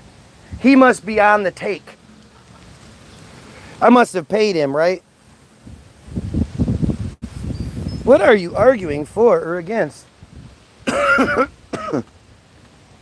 I'm sure if you stick around for half a minute, you'll figure it out. It's easy to make unprovable statements. Tell the guy that's laughing to watch your stream. I just said something to him. Why would he have to watch anything? What's he going to watch you guys not answer questions? What's he going to watch you guys prove my point even more? The fact is, when you propose this thing to a regular person who's just walking by, who knows nothing about what's being said, he says the same shit. That's a real life person. That's a non-J person. That's a black dude. So if a non-J person, a black person, just happens to be walking by, presented with an argument, he happens to say the same thing. What about all you fake bot profiles? What about all you dumb Israelis who refuse to prove you're real? I mean, I've given every single one of you the opportunity to gain at least a tiny smidge of credibility. All you have to do is go, jump off of here for 5 minutes. Just jump off for 5 minutes. Make a quick Guy Williams sucks video. Guy Williams sucks, so I can find it. You make any points you need to make. You tell me how anything I'm saying is wrong, talking directly to the camera so we can see your dumb J face. I mean, non-J face, sorry. Friar face. And let's see, just prove that you're a real person at the very least. Funny how none of you will do that. Nobody needs your credibility. Oh, you just need to be here every day crying for my attention for hours at a time. Oh, how convenient. Very, very Jewish Israeli of you to be given an opportunity to prove something, to prove yourself, and you find an excuse not to. If that doesn't scream everything I'm talking about, I don't really know what does. Nobody needs your credibility. More like, nobody needs your credibility. Sorry, I got the accent wrong. It's so funny how they just walk themselves into this shit. This garbage needs to stop because of one man, the country is divided. You never thought like this before the dumbass. You're right. I never thought like this before Trump. There's only fucking decades of proof available to you. But hey, go ahead. You live in whatever little world you want to. Nobody needs your credibility. Ask him if he thinks Jews are all pedos. Yes, I do. I absolutely do. My answer's not going to change. You do. You are. Your cult is pedophilic at its heart. Hanukkah is a celebration of pedophilia.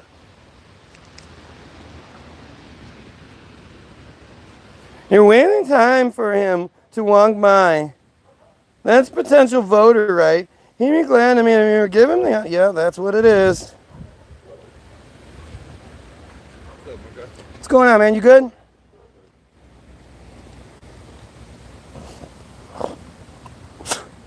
You are the one who live streams every day, yet it gets you nowhere. Yeah, it gets me nowhere except for thousands of views every day. Thousands of views. And a whole bunch of commenters who do everything but deny being pedos themselves. Isn't it, honey? You don't talk to your family anymore. Look at how desperate you are. Anything. You're desperately. Maybe I can get him with this. Maybe I can get him with that. Anything to avoid the fact that you're a pedo. You're a pedo. You support pedophilia and genocide. Gotcha.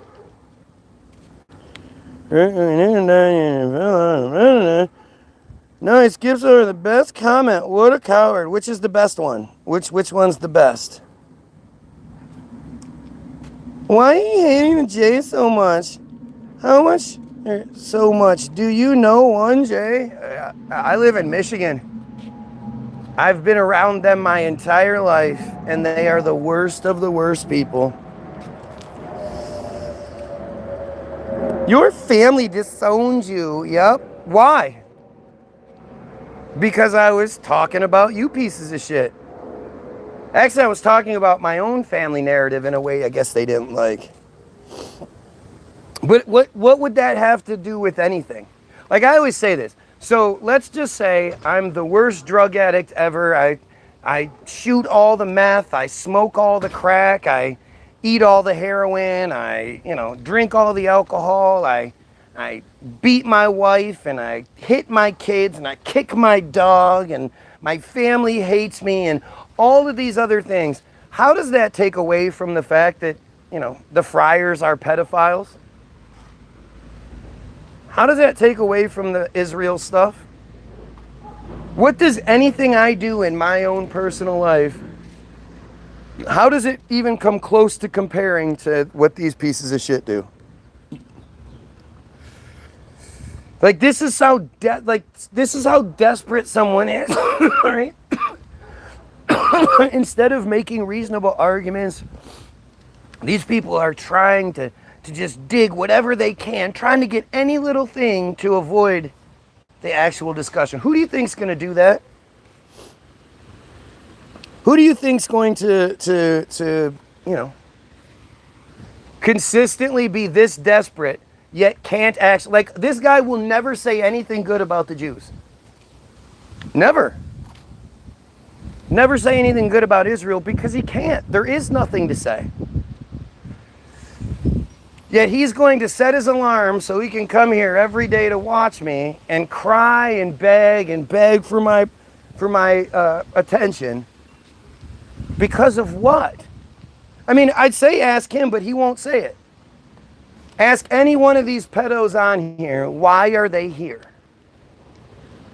What is the thing that motivates you to just swang from my nutsack every single fucking day? See if any of them has even the slightest answer for you. Like, they might say something stupid like, oh, we care about your well-being, or some bullshit, but they don't answer any reasonable questions. Look, just look.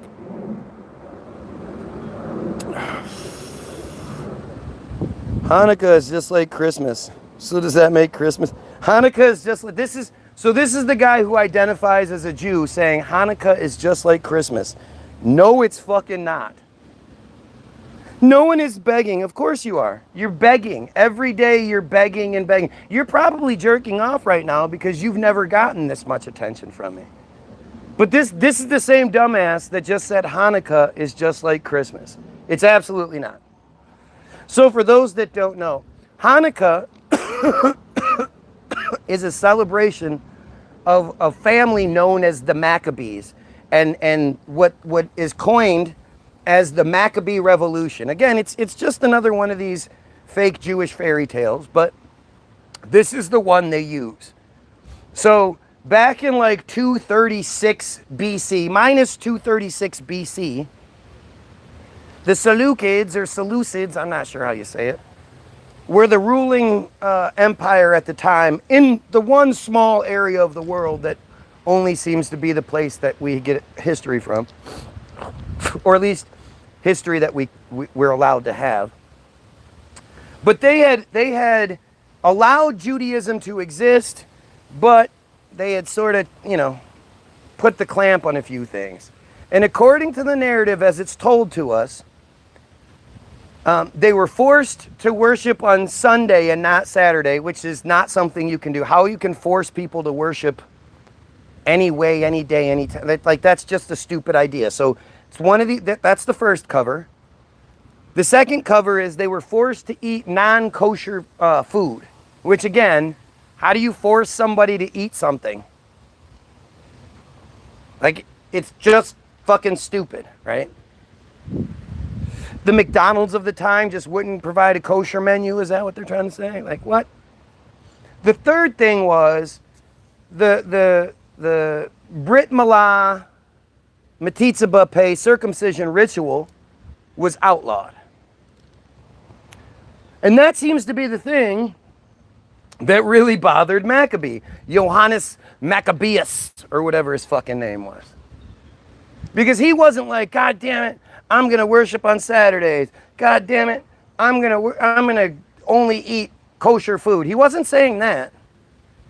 His whole thing was circumcision. He was so pissed off that circumcision was outlawed, because as far as they're concerned, no other mitzvah is more important, and it's as important as anything else. So it's basically the most important commandment ritual that they have. And so he says, fuck that, I'm going to start slicing and dicing. So he circumcises himself and his kids and his family and shit. And then he goes around the region, with their fancy travel methods that they had back in those days, 2,000 plus years ago. He went around the region because he knew where all of the other Jews lived somehow. And his growing army would go to a place and say, okay, Jewish family, you can either circumcise yourself and your kids, or we'll kill you. So the Jews were actually killing a lot of other Jews at the time. But the majority of them went along with the program. So they would circumcise, and then they would just get on horseback or get to walking, whatever it was, to the next plantation, homestead, whatever. And they just went around the entire region collecting freshly circumcised male Jews for the army.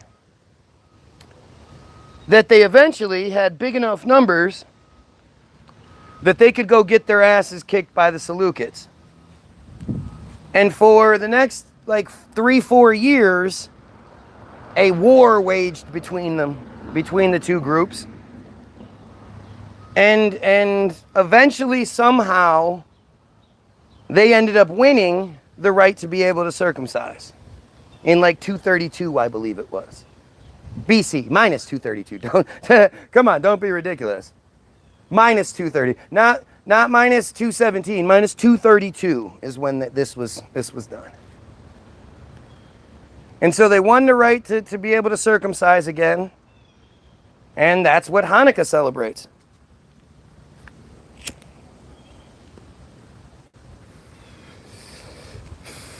Imagine getting an army because someone comes to your door and tells you to drop your pants.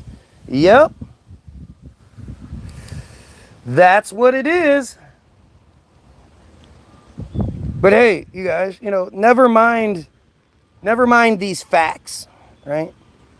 Never mind this, and I'm not saying the story is fact. I'm saying the narrative we're given is factual. That's the narrative that they want us to know.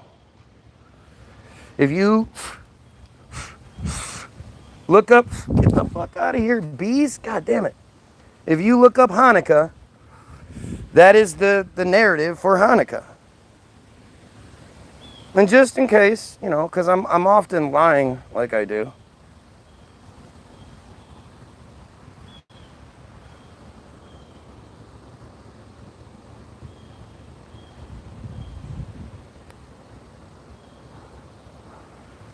Hanukkah. We'll go to the wiki. We'll go to Wikipedia now. Well, first we got to do our little thing, because there's a bunch of crybabies that'll say, you can't use Wikipedia. You can't use Wikipedia. So, first and foremost, we always have to go with, when talking about this, because we like to end the arguments before they even begin. So,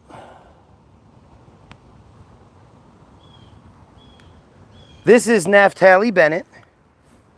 In 2010, when this was recorded, he was an Israeli agent and future Israeli prime minister. As of now, he's a former Israeli prime minister. So,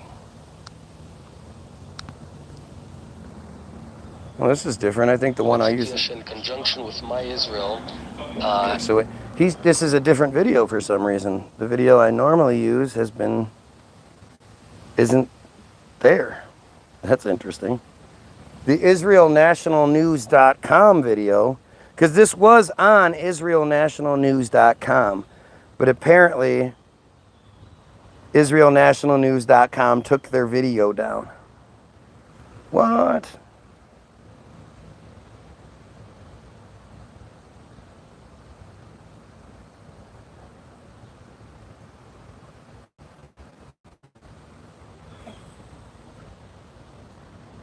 Yeah, they took it down. Boy, is that interesting, don't you guys think? Don't you think that the video I've been trying to show you guys forever? Oh, here it is. They just changed the picture, I guess. Moetzet Yesh, in conjunction with My Israel, has arranged instruction day for wiki editors. The goal of the day is to teach people how to edit in Wikipedia, which is the #1 source of information today in the world. As a way of example, if someone searches the Gaza flotilla, we want to be there. We want to be the guys who influence what is written there, how it's written, and to ensure that it's balanced and Zionist in nature. Okay. So that's a prime minister. Like, imagine if that was Kim Jong-un or some shit. You'd freak out. But that's Prime Minister of Israel bragging that they control Wikipedia. And that they control it so that Wikipedia is balanced and Zionist in nature. That's the direct quote he gives. Okay? So when I'm reading to you what Wikipedia says about Hanukkah, well, you can be safe to assume that it's what the Jews want you to know, right? Pretty simple. Right? So let's see the history. Ooh,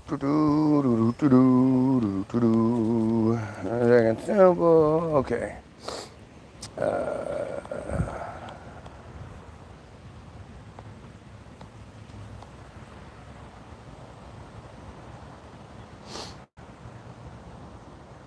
What the fuck? Enter Alexander the Great, Jewish, Antiochus, son of the priest, and 75. Okay, so let's go with we'll look up Maccabee Revolution then.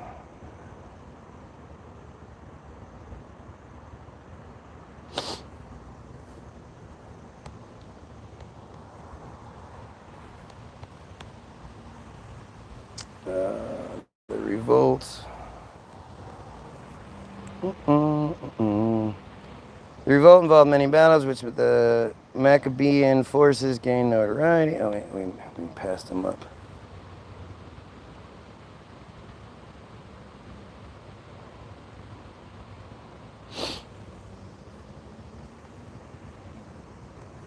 I'm going to go back to Hanukkah.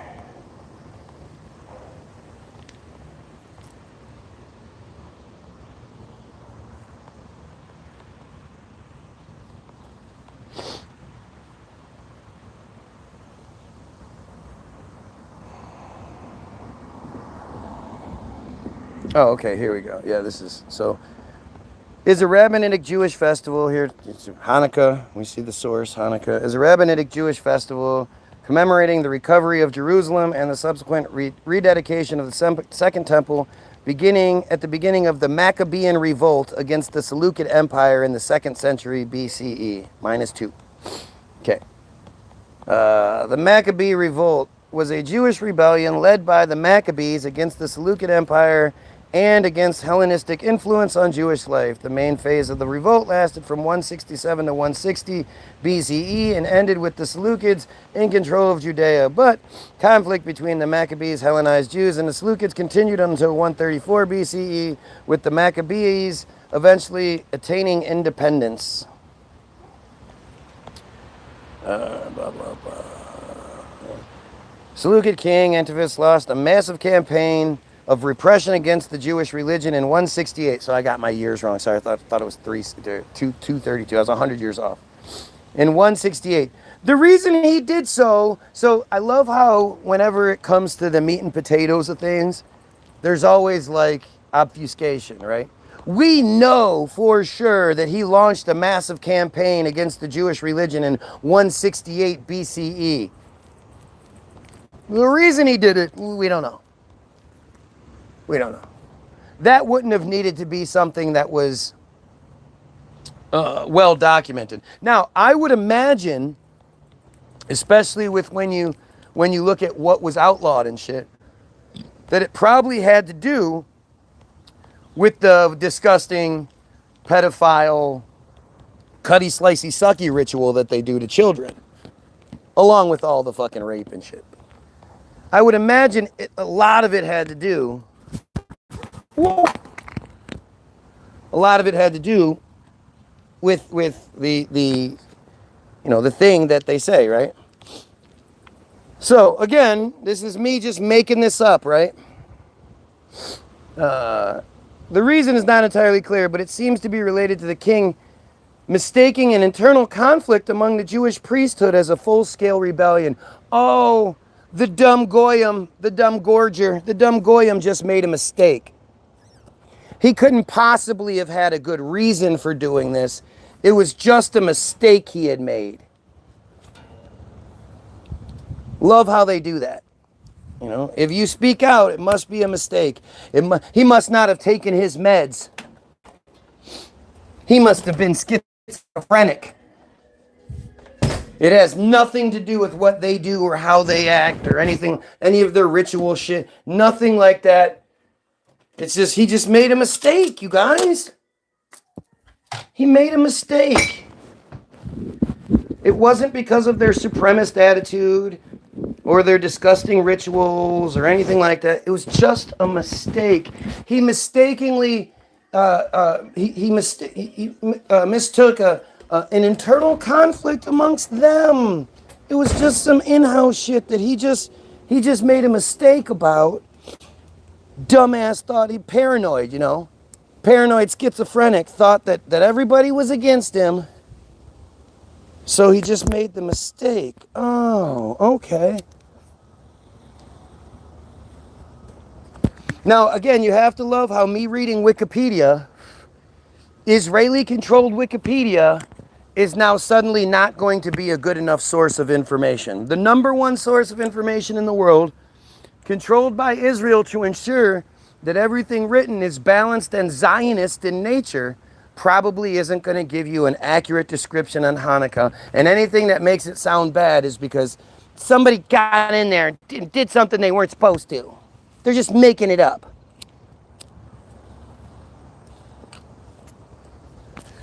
Let's keep going. Jewish practices were banned. Jerusalem was placed under strict Seleucid control, and the Second Temple in Jerusalem was made the site of a syncretic pagan Jewish cult. Ooh. The repression triggered the revolt that Antiochus IV had feared, with a group of Jewish fighters led by Judas Maccabeus, Judah Maccabee, and his family rebelling in 167 BC and seeking independence. The rebels as a whole would become known as the Maccabees, and their actions would be chronicled later in the books of 1st and 2nd Maccabees. Oh, that's a good thing. The rebellion started as a guerrilla movement in the Judea countryside, raiding towns and terrorizing Greek officials far from direct Seleucid control, but eventually developed a proper army capable of attacking the fortified Seleucid sites. In 164 BCE, the Maccabees captured Jerusalem, a significant early victory. The subsequent cleansing of the temple and rededication of the altar on 25 Kislev is the source of the festival of Hanukkah. Oh, is it? The Seleucids eventually relented and unbanned Judaism, but the more radical Maccabees, not content with merely reestablishing Jewish practices under Seleucid rule, continued to fight, pushing for a more direct break with the Seleucids. Oh, so it's like they didn't want to be a part of things.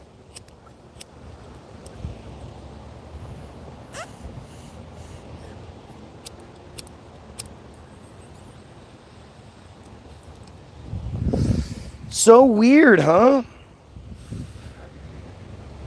Judaeus Maccabeus died in 160 at the battle of Elasus against the Greek general Bracchides. Like, again, all these details we just happen to know from well over 2,000 years ago. Gotcha. And the Seleucids reestablished direct control for a time, but remnants of the Maccabees under Judas's brother, Jonathan Aphus, continued to resist from the countryside. Isn't it weird his name was Judas? Go figure. Eventually, internal division among the Seleucids and problems elsewhere in the empire would give the Maccabees their chance for proper independence. Because, you know, we just can't get along. In 141, blah, blah, blah, blah, blah. Okay, so the background. Let's get the nitty gritty, because that was sort of a summary. Let's see what it says. Beginning in 338 BC. Oh, so I was actually a little bit more right then. Alexander the Great began the invasion of the Persian Empire in 333 to 332 BCE. Alexander's Macedonian forces conquered the Levant, including Palestine. Palestine doesn't exist.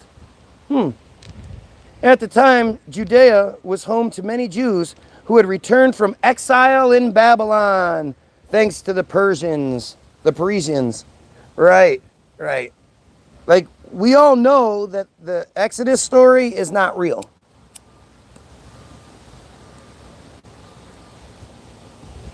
It's funny how one of the most important stories, like without Exodus, there is no Judaism kind of things. One of the most important stories, you know, that solidify or legitimize Judaism is a completely fake bullshit narrative that everybody knows is impossible. It's impossible. It's just impossible. Exodus could never have happened. At the time, Judea was one of many blah, blah, blah. Alexander's empire was partitioned in 323 after Alexander's death. After the War of Diana, territory was taken by the Ptolemaic Empire, 302 BCE. Another of the Greek successor states, the Seleucid Empire, would conquer Judea from Egypt during a series of campaigns from 235 to 198 BCE. It's just so stupid to think that we pretend to know this. During both Ptolemaic and Seleucid rule, many Jews learned Koine Greek, especially upper-class Jews and Jewish minorities, in towns further afield from Jerusalem and more attached to Greek trading networks. Greek philosophical ideas spread through the region as well. A Greek translation of the scriptures, the Septuagint, was also created during the 3rd century BCE. Guys, that's weird.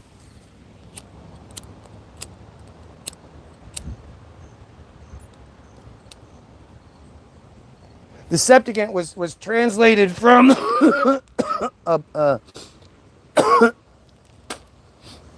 from the Hebrew Bible, apparently, a language that was invented in the 1900s. Hebrew is the youngest language on the planet, invented in the 1900s by a guy called Eliezer ben Yehuda. They claim it was revived, but why would such an important, powerful language disappear only to have to be revived? Doesn't make any sense. But it will explain why there's no Hebrew accounts of anything for, such a long time. Because they can say, yeah, well, it was a lost language. Our tradition was oral. It was a lost language. It had to be revived in the 1900s. No, it was invented in the 1900s. It was invented in the 1800s, but it was cataloged and fully classified in the 1900s.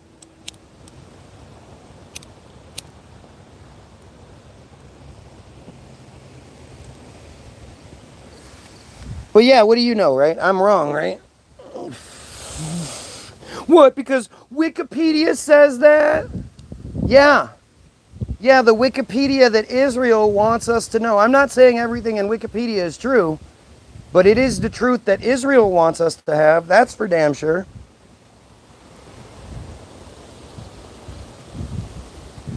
We'll prove it in a minute. Don't worry.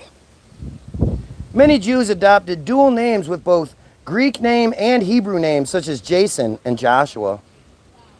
Still, many Jews continued to speak the Aramaic language, the language that descended from what was spoken during the Babylonian exile. Oh! That's Aramaic. That's not Hebrew, interestingly enough. In general, the ruling Greek policy at the time... listen to this. This is important. In general, the ruling Greek policy during this time period was to let Jews manage their own affairs and not interfere overtly with religious matters. Sounds like they were allowed to have what they wanted. Or at least a portion, because they want ultimate supremacy and control. But Greek authors, but see, this is again, by creating these fake narratives that show you that even when given like an equal share, that's not enough for them. Like it's all here to show you how this works. Greek authors in the 3rd century BCE who wrote about Judaism did so mostly positively. Cultural change did happen, but was largely driven by Jews themselves, inspired by ideas from abroad. Greek rulers did not undertake explicit programs of forced Hellenization. Antiochus IV Epiphanes came to the throne of the Seleucids in 175 BC and did not change this policy. He appears to have done little to antagonize the region at first, and the Jews were largely content under his rule. One element that would later come to prominence was Antiochus IV replacing the high priest Onesimus III with his brother Jason, after Jason offered a large sum of money to Antiochus. Jason also sought to receive permission to make Jerusalem a self-governing polis, albeit with Jason able to control the citizenship list of who would be able to vote and hold political office. Now, if you are a My Lunch Break fan, you just saw the video he did last week where he proved that back in this time, according to the numbers that were given, there were no people in 200 BC. And if there were, it was maybe 10. Maybe. But there wasn't, according to the numbers that they give.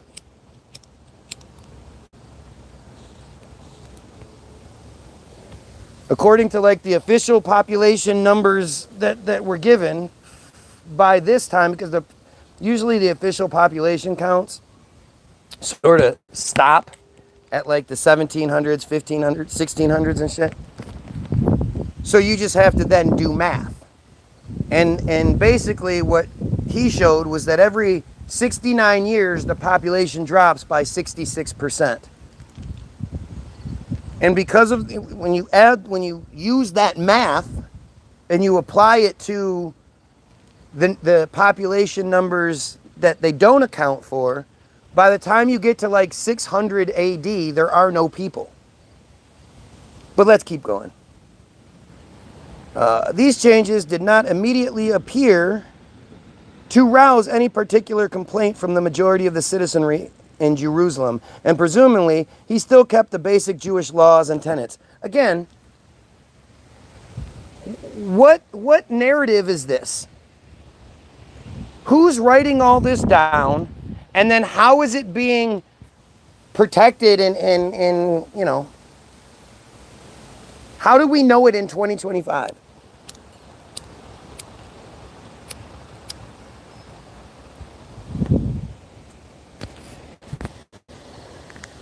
And Jason says to Bill, and Bill says, and there was like, it's just like the Bible. I always ask this about the Bible, and Christians don't like to address it, but lots of times in the Bible, there are conversations being had between two people, or one person and God.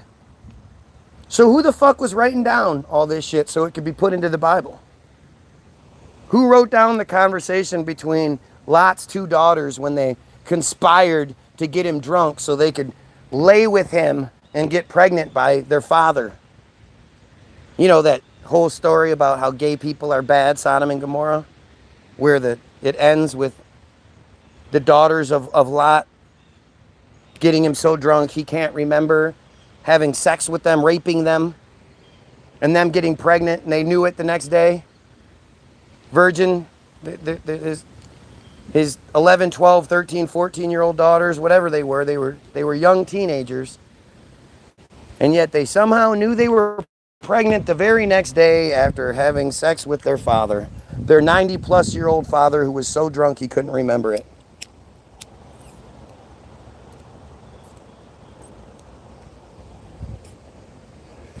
Who wrote that conversation down? Yeah, well, 3 years later, we know this. 3 years later, a newcomer named Melanius offered an even larger bribe to Antiochus for the position of high priest. Jason, resentful, turned against Antiochus. Additionally, a rumor spread that Melanius had sold golden temple artifacts to help pay for the bribe, leading to unhappiness, especially among the city council Jason had established. Aww, doesn't this sound like a stupid, like one of those women's books with the you know, the romance novels that they love so much? Doesn't this sound like just some goofy ass story?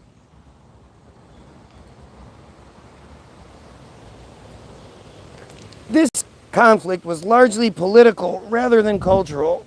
All sides at this point were Hellenized, content with Seleucid rule, and primarily divided over Melanius's alleged corruption and sacrilege. Ooh, ooh, ooh. In 170 to 168 BCE, and I mean, the whole dating system is so suspect. It's so stupid. You know, they didn't say it was, you know, at the time they were like, man, 170 sure was a rough year. I can't wait till 169. Yeah, well, 168 is going to be even better. Like, they weren't counting down. The concept of AD BC, which is not after death, by the way, that whole concept was first theorized in 525 by a guy named Dionysius, but wasn't put into practice until another 200 years later, somehow, some way. But then, you know, they went and backdated all this stuff so they could know.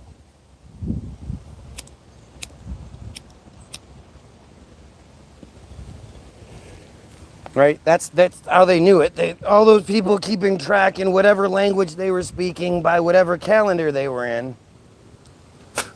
Somehow we know it's 168 to 170. The Sixth Syrian War between the Seleucids and the Ptolemaic Egyptians arose, probably just Ptolemaic. Antiochus led an army to attack Egypt on his way back through Jerusalem. After the successful campaign, High Priest Melanius allegedly invited Antiochus inside the Second Temple in violation of Jewish law.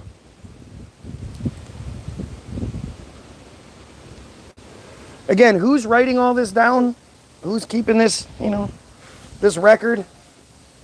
And he raided the temple treasury for 1,800 talents. Whatever that fuck is. Tensions with the Ptolemaic dynasty continued, and Antiochus rode out on campaign again in 168 BCE. Jason heard a rumor that Antiochus had perished and launched an attempted coup against Melanius in Jerusalem. Hearing of this, Antiochus, who was not dead, apparently interpreted this factional infighting as a revolt against his personal authority and sent an army to crush Jason's plotters. Again, somebody's writing all this down. From 168 to 167, the conflict spiraled out of control. The government policy radically shifted. Thousands in Jerusalem were killed and thousands more were enslaved. Boy, they sure do love that narrative, don't they? The city was attacked twice. New Greek governors were sent. The Greeks seized the land and the property from Jason's supporters, and the temple in Jerusalem was made the site of a syncretic Greek-Jewish religious group, polluting it in the eyes of the devout Jews. A new citadel garrisoned by Greeks and pro-Seleucid Jews, the Arca, was built in Jerusalem. Antiochus issued decrees officially suppressing the Jewish religion. Now listen to this. Here it comes. Here comes the proof that we were talking about, right? And it's funny because there's all these Jews on here right now mad at me for reading their narrative. Why don't they want me reading their narrative? If it's true, why don't they want you guys to know what it says? Shouldn't they be like, good, he's finally fucking reading this stuff, and anybody that hears this is absolutely going to understand? And isn't that isn't that the attitude you would think you would have if I was wrong? Antiochus issued decrees officially suppressing the Jewish religion. Okay, listen. Subjects were required to eat pork and violate Jewish dietary law. How were they required to eat pork? How do you require somebody to eat pork? How do you even police that? Do you send somebody around to all the different Jewish households at mealtime and be like, let me see here.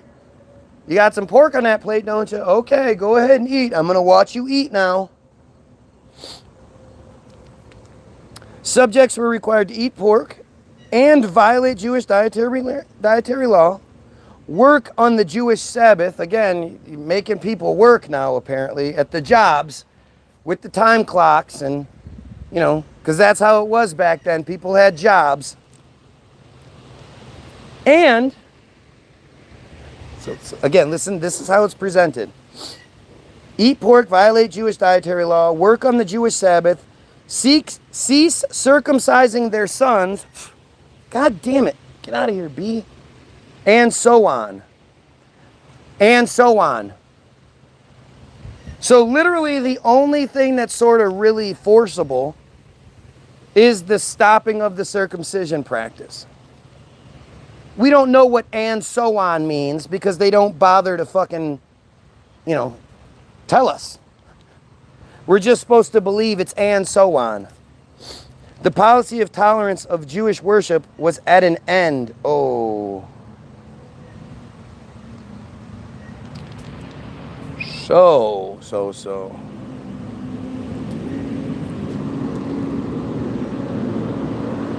In the aftermath of Antiochus issuing his decrees forbidding Jewish religious practice, that's not what it was. He outlawed something horrible. A campaign of land confiscations paired with shrine and altar building took place in the Judean countryside. A rural Jewish priest from Modin, Matthias, Hebrew, Netanyahu, of the Hasmonean family, sparked the revolt against the Seleucid Empire by refusing to worship the Greek gods at Modin's new altar. Right, like again. So, we're supposed to believe that what? They built an altar and then they sat there and policed everybody in the fucking 100-mile radius to see if they came to worship at the altar? Do you realize how stupid this is? This is stupid, and anybody that believes it is fucking stupid. I don't care if you can regurgitate fucking shit you're supposed to regurgitate. That doesn't make you smart.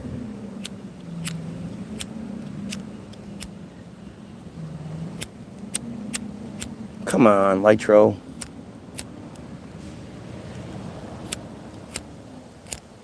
Oh, god damn it.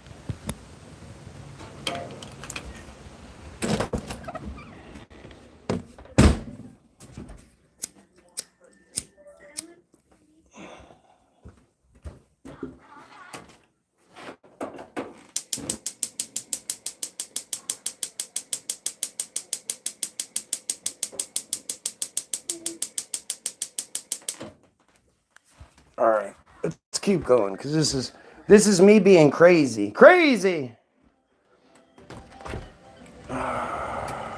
Matthias killed a Jew who had stepped forward to take Matthias's place in sacrificing to an idol, as well as the Greek officer who sent the enforcer was sent to enforce the sacrifice. Because again, you're supposed to believe that like the Mayans and shit, these are crazy people with their human sacrifice and all this. These guys were doing the same shit. These guys were doing the same shit.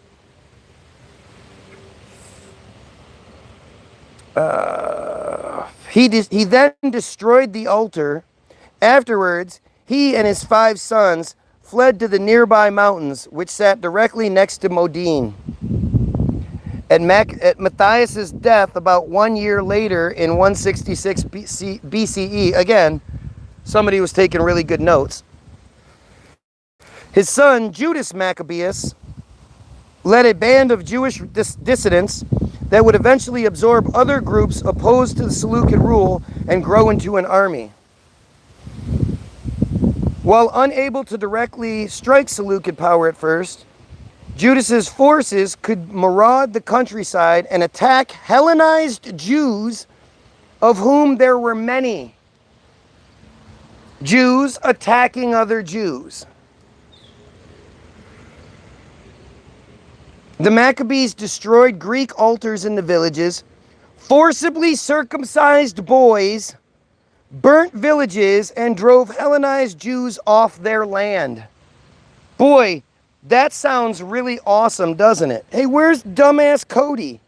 Well, Cody didn't like that this is where this was going, did it? Ah, Cody ran away when the proof was going to be offered because he knew he couldn't say anything about it. Oh, nope, he's here. He's here, just hasn't been as fucking vocal, because what can he say? Did you want me to read it again? The Maccabees destroyed Greek altars in the village, forcibly circumcised boys. Do I need to read anymore? Forcibly circumcised boys, burnt villages, and drove Hellenized Jews off their land. Judas's nickname Maccabee, now used to describe the Jewish partisans as a whole, is probably, we know all this other shit. We know all about conversations and letters sent and what somebody thought when this happened. But this part's one of those probably. Probably taken from the word hammer. The term Maccabee or Maccabeus would later be used as an honorific for Judah's brother as well. Judas's campaign in the countryside became a full-scale revolt. Maccabean forces employed guerrilla tactics, emphasizing speed and mobility. While less trained and under-equipped for pitched battles, the Maccabees could control which battles they took and retreat into the wilderness when threatened. So somehow these magical Jews were undertrained. They didn't have the equipment, they didn't have the funding, they didn't have any of it, but somehow, just by the will of God, of Yahweh, they were able to overthrow an entire fucking army. They defeated 2 minor Seleucid forces at the Battle of the Ascent of Lebanon in 67 and the Battle of Beth Horon in 166. Again, good thing we know these things. Toward the end of the summer of 65, not like in the middle of the summer, not in the beginning of summer, but towards the end of the summer in 165, minus 165 BCE, right? Because we have these great records. Toward the end of the summer, Antiochus departed from Babylon in the eastern half of his empire and left Lysasus in charge of the western half as regent. Shortly afterward, the Maccabees won a more substantial victory at the Battle of Imanus. Imanus, that's the name, the first name, pseudonym name given to one of the children that was in the Bottom of Darkness article that's all about the ritualistic sex abuse by Jewish religious figures and you know, parents and family members, and you know, they use Imanu as the first one. The factions attempted to negotiate a compromise but failed. A large-scale Seleucid army was sent to quash the revolt. After the Battle of Beth Zur in 164, as well as news of the death of Antiochus in Persia, the Seleucid troops returned to Syria. The Maccabees entered Jerusalem in triumph. They ritually cleansed the Second Temple, re-establishing traditional Jewish worship there. 25 Kislev, the date of the cleansing in the Hebrew calendar, would later become the date when the festival of Hanukkah begins. Regis Lysisus, preoccupied the internal Seleucid affairs, agreed to a political compromise that revoked Antiochus's ban on Jewish practices. This proved a wise decision. Many Hellenized Jews had cautiously supported the revolt during the suppression of their religion. With the ban retracted, their religious goals were accomplished, and the Hellenized Jews could more easily be Seleucid loyalists again. The Maccabees did not consider their goals complete, however, and continued their campaign for a starker break from Greek influence and full political independence. Man, they've just been fighting the exact same fight this whole time. They are just so oppressed. Oh, yes, they are oppressed.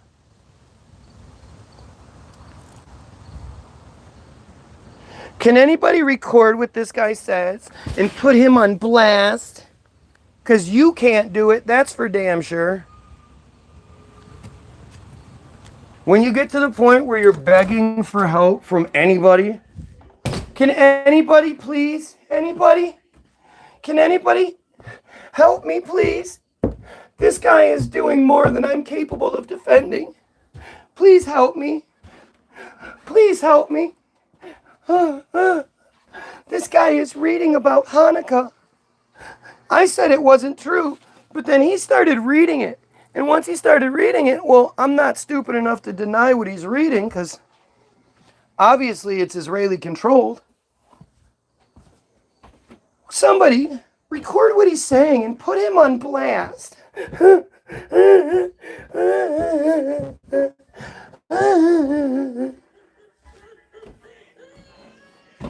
There you are. There you are. Crying like a little bitch. Crying like the little bitch that you are.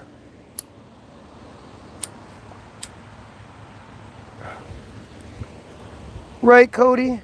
Right, pedo Cody?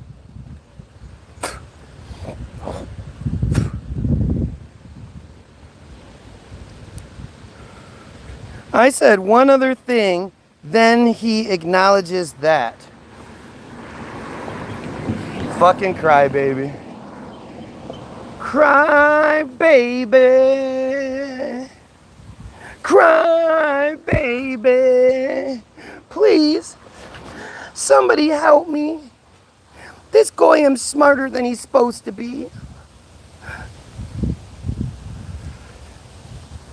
So, essentially, everybody that's celebrating Hanukkah is celebrating pedophilia.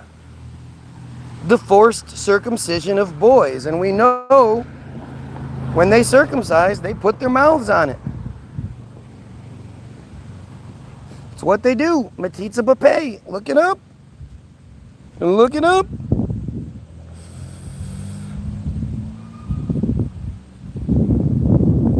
Notice how, again, none of these fuckers are even coming close to denying what I said. Notice that part? Notice how they're not denying it, they're not defending their shit. They're trying their best to change the subject. Because literally, it's a celebration of pedophilia. The whole thing isn't about how they were like, yay, we're force people to worship on Saturday now, and they weren't talking about all that shit. Burning altars, forcing circumcisions, that was the second thing. After burning the altars, destroying the altars, the next most important thing was the forcing of circumcision. It's fucking nuts, man. It is nuts. These people are disgusting. And that's just one of many stories that's like that.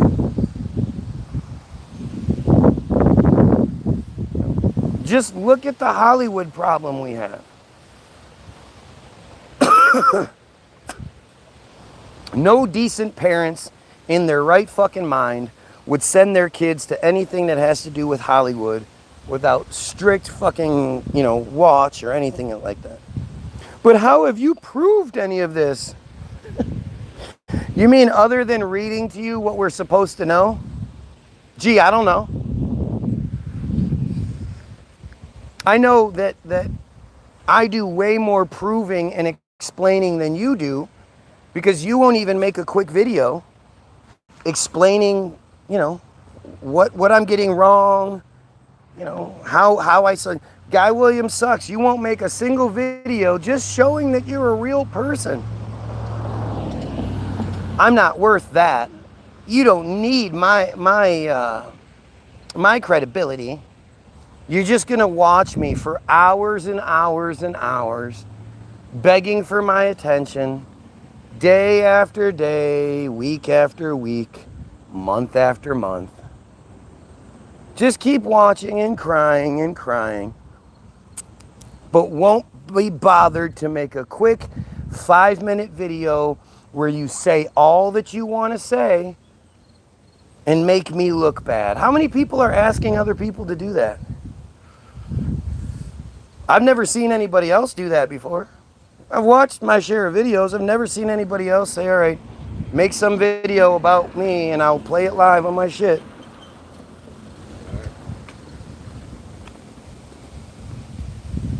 He won't look at the chat now that I'm spamming one question. What one question are you spamming? The comment before that said I said one other thing, then he acknowledges that. So obviously you're a liar. Bro, not a single modern Jew looks to the Maccabees as an ethical example. Sure. The practice is continued. Circumcision is the #1 mitzvah associated with Matitza B'Peh. And what you do notice more than anything is, again, it's not like any of you ever have anything negative to say. Where is the huge Jewish representation that is just appalled by the Matitza B'Peh practice and demands that it stops? Where's that?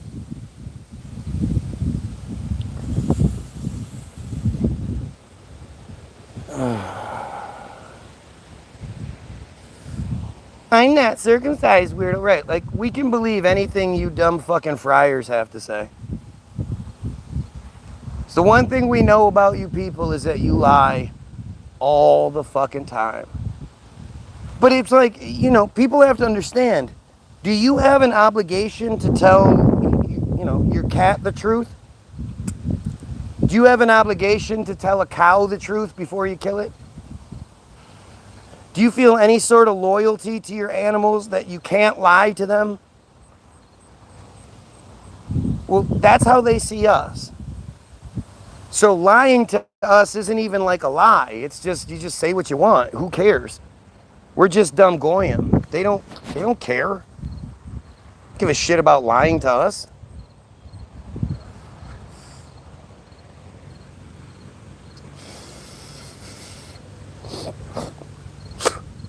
Revelations 3:9, you are in a synagogue, blah, blah, blah, blah. Revelations is dumb as fuck. Oh my God. I don't think anybody's read Revelations in a long time because Revelations is stupid as shit.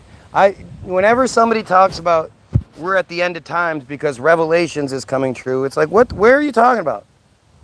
First of all, Revelations is a thing that's supposed to happen in order. It's not supposed to be interpreted. It's supposed to be a list of things that happens to signify the fucking end of times.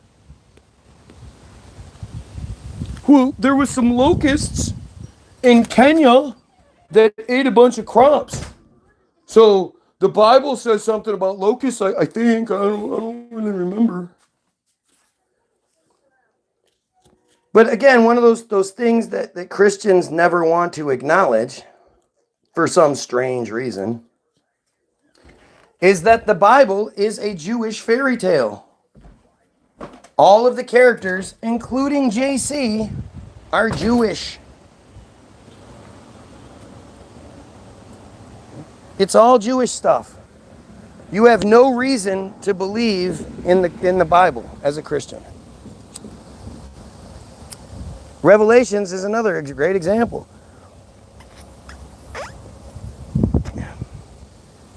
They list off the 144,000 spots in heaven. The 12 tribes each get 12,000 spots, and then the Gentiles are an afterthought.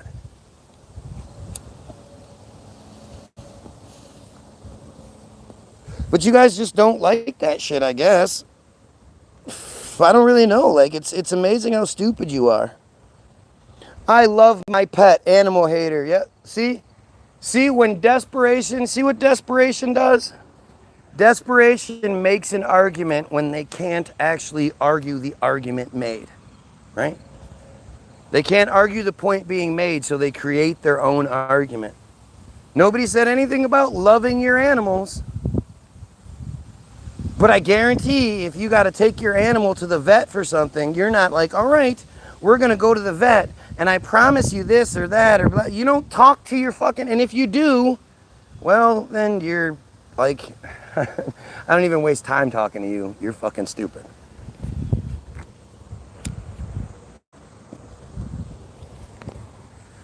But Goyim is cattle. That's what they call us. We are cattle in their mind. Look what we do to cattle. We eat every part of their flesh. We even eat their brains. We grind their bones down to make products out of it. We wear their skin over our skin. And we make couches and shit out of their skin. We have no fucking... And the thing is, the cow is revered in other parts of the world. I assume because of the cow poop. Because cows have this magical poop that is the only creature in the world that magic mushrooms just grow out of their poop.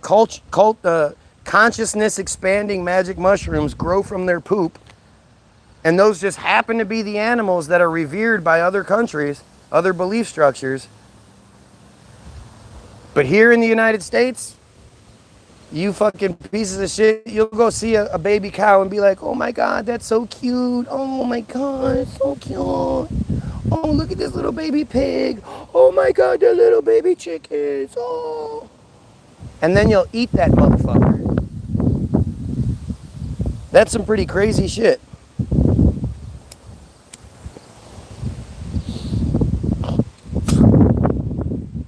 You don't know what you're talking about. Again, these blanket statements. Instead of saying, you're wrong about this because of this, I don't know what I'm talking about. I sound like I do.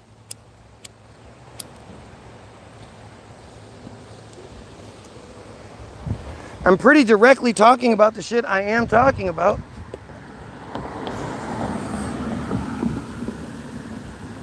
Sounds like you don't know what the fuck is going on here. And am I surprised? No, you're a pedo supporter. You're a pedo yourself. You guys are pedophile, genocide supporting, slavery supporting pieces of shit.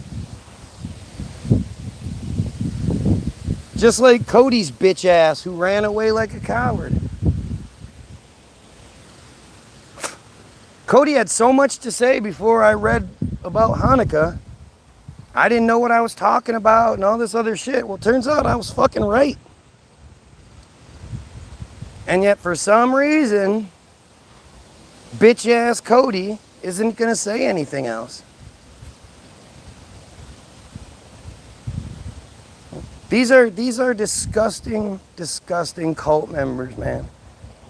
If anybody else did what they do and claimed it's because of their birthright, their chosen by God birthright, we wouldn't accept it. Yeah. We'd be like, yeah, well, Alexandrovich, you need to be in jail. Milikowski, Netanyahu, let's put you in jail. You're ignoring me, dude. Yep, I'm ignoring your dumbassery.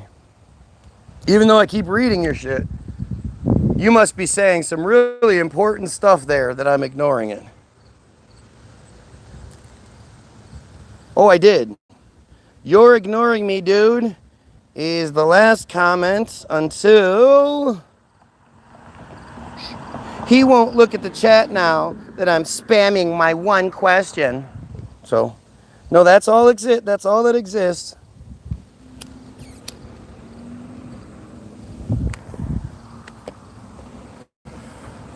And of course, again, not one of them says something like, oh man, that's fucking disgusting. I didn't know that's what the Maccabee shit was about.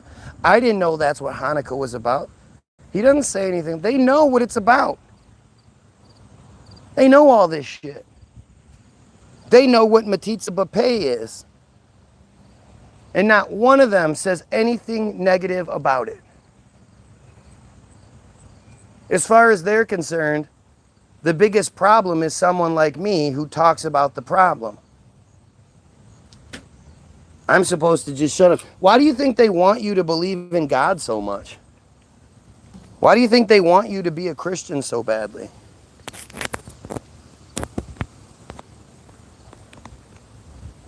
You said it 45 minutes ago, so where's the proof? Yeah, okay. I didn't just read you a whole bunch of proof.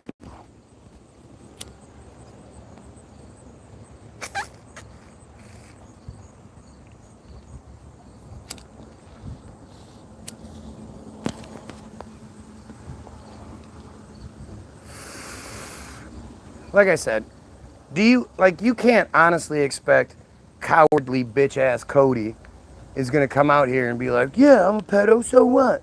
I don't care. Yeah, so what? My cult is pedophilic, so what? They're not gonna say anything. Right? You have to look at the motivation here.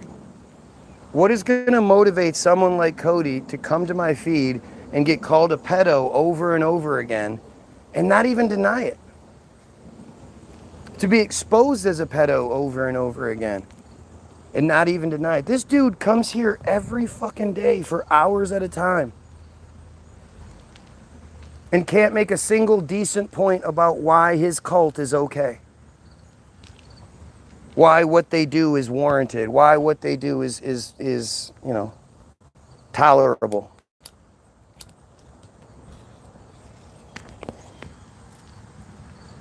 He's literally done the best that he can. Understand that. What you're seeing from Cody is his very best. If he could come up with something else, he'd say it. He's not holding back some fucking, you know, kill shot sort of information that if he were to say it, it would just destroy my argument. He's just waiting for the right time or some shit. That's not what's happening. He doesn't have shit else to say.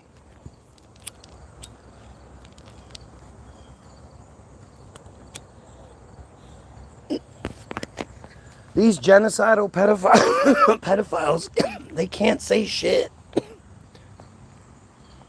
Why do you believe in Islam so much? Yep, that's me. See what I mean? when stupid can't actually make any reasonable arguments, stupid starts saying things that stupid can argue. So if I was sitting here going, yeah, Islam is key, blah, blah, blah, then he would have an argument to make. But he just has nothing. So he has to start making shit up. It's fantastic how easily like tricked into saying shit these fucking idiots are. But they're inbred dumbass Jays. What can you expect? These friars are stupid. I cannot stress that enough. They're so stupid they don't even know their own supremacist bullshit. All they know is that they were born into it. That means they're chosen and everybody else should just bow down.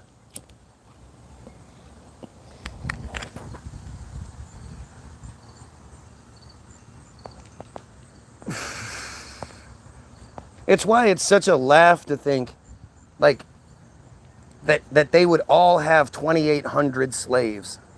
They believe it. Notice how, again, they didn't say anything negative about what I said. They didn't deny that shit. The 2,800 Gentile slaves is an actual thing. But how would each one of these weak-ass, cowardly bitch pieces of shit be able to control 2,800 people?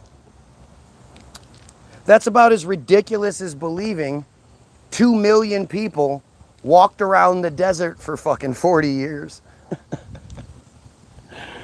Do you know how stupid you have to be for that to be the foundation of your cult? A story so nonsensical, nobody can do anything. Like, they can't even attempt to prove it, let alone, provide you with examples. There's nothing. They already know.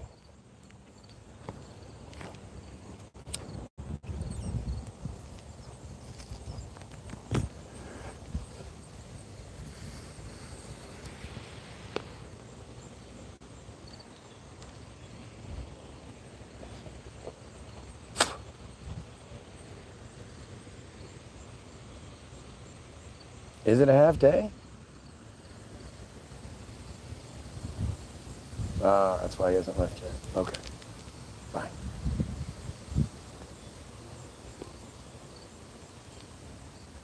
Look at this. Look at how desperate someone is to try to change the subject. Right? If I'm wrong, why would you try to change the subject? If you're not a pedophile, why would you be trying to change the subject? Who other than pedophiles and friars is going to come on here and be like, stop talking about the pedophile friars and start talking about something else, anything else? It's right there in front of you. Obviously, it's a pedophile trying to get the subject to be changed.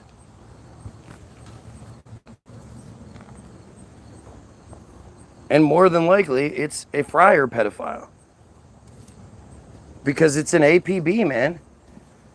There's a whole, the Team Jorge act.il network is in full force.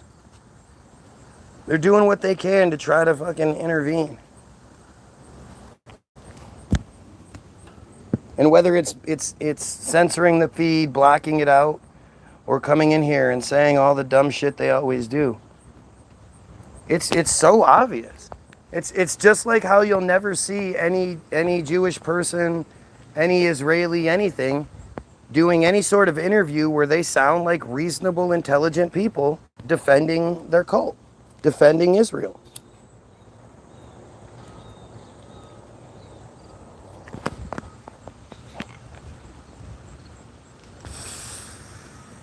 Right?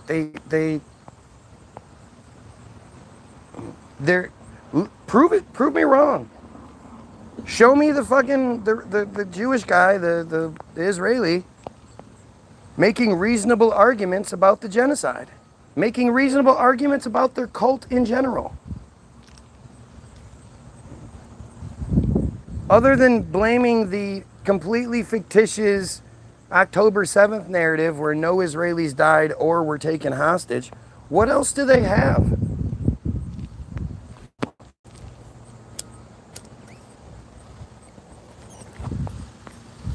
And even if that was true, it's not, but even if it was true, 1,100 casualties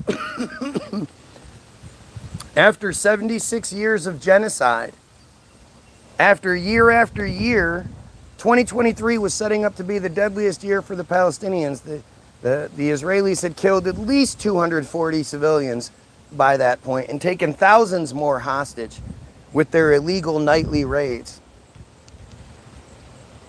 It was setting up to be the deadliest year for the Palestinians since 2006, second only to 2022, which was the deadliest year for the Palestinians since 2006, second only to 2021, which was the deadliest year for the Palestinians since, that's just, they were just killing them. So on the off chance that Hamas is real, it's not. And they finally fought back. How can anybody say that's a bad thing? That's not something we would do. I mean, of course, it's a false fucking narrative. You know it's a false narrative because when people were like, what? Paragliders? What the fuck are you talking about, paragliders? Apparently, Hamas had a training video of them using the paragliders that they decided to release on Hamas.com just to prove that, some of you aren't thinking we used paragliders. Look, this is us training on our paragliders.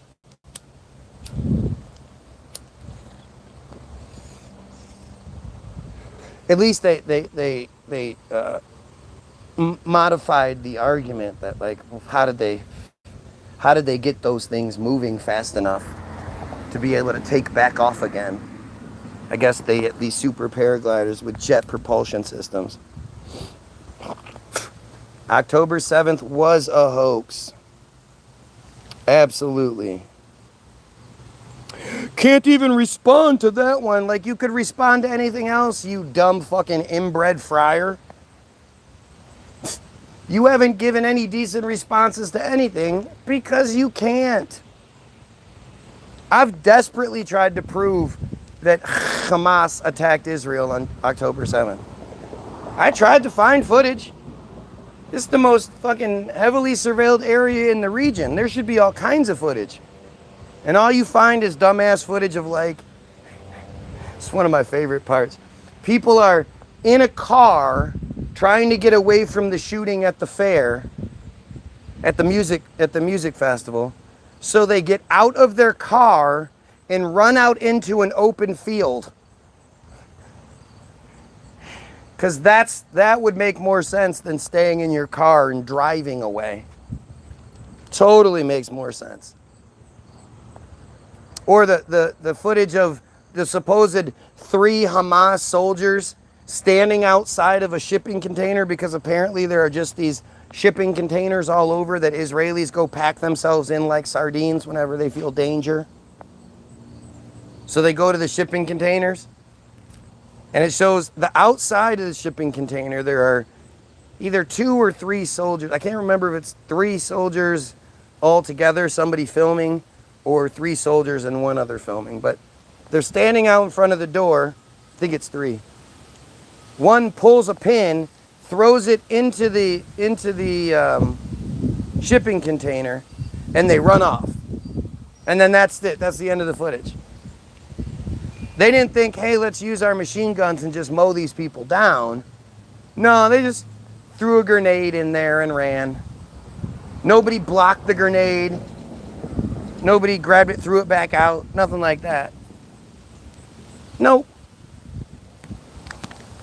Or you'll see the footage of, like, they'll be running. And, of course, the footage is always facing the ground, so you can't see anything. And then they'll, like...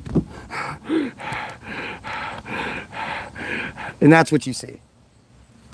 There's literally no footage to show you that they were being attacked. There's definitely no footage of the, quote, 5,000 rockets that were launched in 20 minutes. Hamas was able to put together an attack of 5,000 rockets in 20 minutes. That's 4 rockets per second for 20 straight minutes. And since then, nothing. And there's no footage of it because it all happened so fast.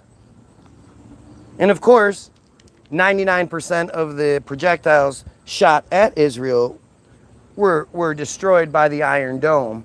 And the couple that weren't destroyed by the Iron Dome were analyzed by the system, and the system knew they would fall short, so they didn't bother shooting them down. You mean the Hall of Hoax? Yeah, the hoax.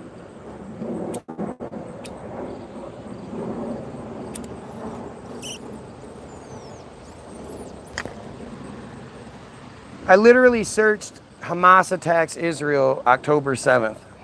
And the video that pops up first is new footage emerges of Hamas attacks. It's like a 5-minute video. So I watched it live. And there was nothing. Nothing definitive. Nothing that shows an actual sort of attack taking place. Hiring a bunch of extras to act out scenes, well, that's not really hard to do. Oh, there's the one where the two women are just screaming. There's 4 people in the whole video, 4 or 5 people. Supposedly this area is hit by munitions. And the video does its very best to keep the camera either facing down or focused on the 2 couples that are there. But when you look in the background, there's nobody there. There's nobody in the streets. They're the only people that are apparently witness to this attack in this neighborhood. It was a fucking neighborhood. And yet, nobody else was there. I watched that video blind. I had never seen it before. It could have shown me all kinds of footage that was undeniable, and I would have been like, oh shit, I guess there was an attack. Nope.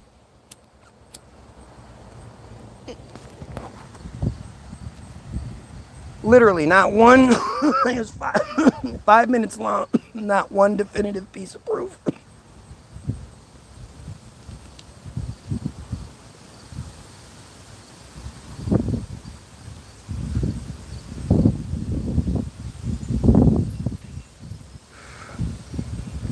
It's embarrassing.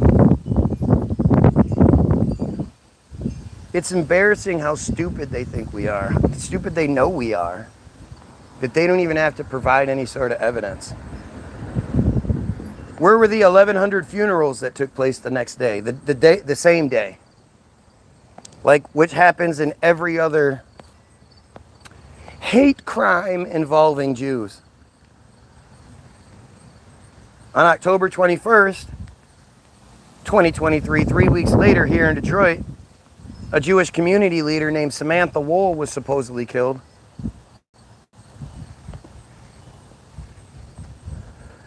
Found dead at between 5:30 and 6:30 a.m. on October 21st in her front yard, stabbed to death. Her Jewish boyfriend, who called the police and admitted to doing it, all this other shit, but was given immunity because apparently he had taken a double dose of the psych medication that he was on and then hit his weed pen 4 times. And that made him call the police and admit to doing a murder. Not something he's ever done before, but hey, whatever. He was given immunity. The Jewish judge tried to hit this black dude who was in the wrong place at the wrong time with every hate crime charge he could. Couldn't make any of it stick. And eventually, the only thing they could find him guilty of was lying to police, in which he got 18 months to 25 years in prison for lying to police. That's all they could get him with.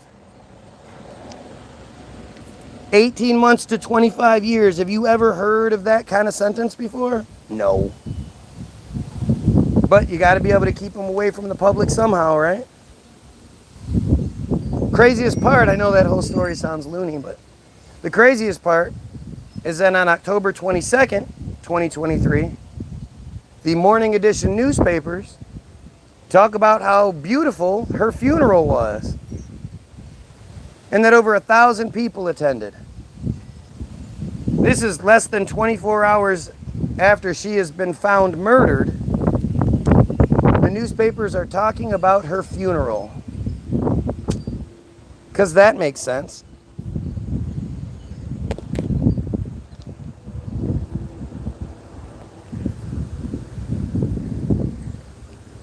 How many of you watched 9/11 as it happened?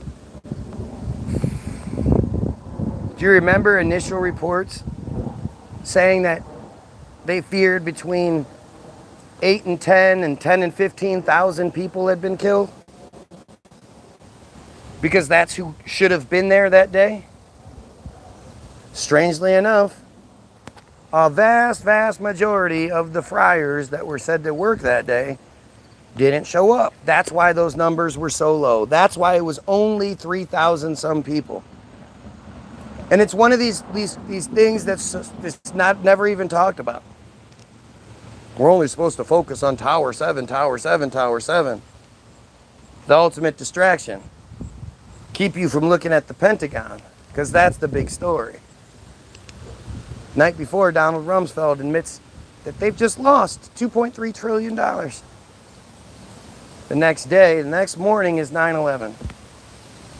And the part of the Pentagon that happened to get hit was the part that was investigating that $2.3 trillion loss. Isn't that amazing?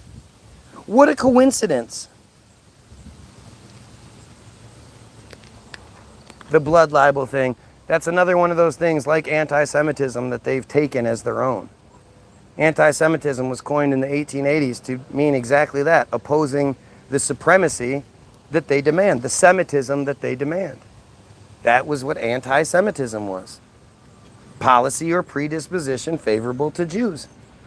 As a matter of fact, anti-Semitism was spelled A-N-T-I-S-E-M-I-T-I-S-M, A-N-T-I hyphen capital S-E-M-I-T-I-S-M, up until 2020, when they decided it officially needed to be changed because they didn't want us dumb goyim thinking that anti-Semitism opposed something called Semitism. So they changed the spelling from A-N-T-I hyphen capital S-E-M-I-T-I-S-M to A-N-T-I-S-E-M-I-T-I-S-M to hide it from you.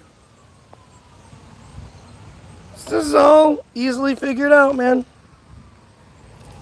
Blood libel is the thing where they kill Christian children and bleed them dry and then use their blood for their rituals. Passover bread, for baking into the matzah for Passover bread. Because Passover is a fucking sacrifice. It's supposed to be a sacrifice. They were supposed to sacrifice the lamb and wipe the blood over their door, over their doorway, so that the angel of death would skip over their house when it came to kill the firstborn sons in Egypt. Passover is a celebration of death. But hey, again, just like Hanukkah, I probably don't know what I'm talking about, right? But they've taken blood libel too. And now anytime you say anything about them, Netanyahu says, that's blood libel. That's blood libel. Funny how they're innocent. They didn't do this thing, yet reports go back 1,000 years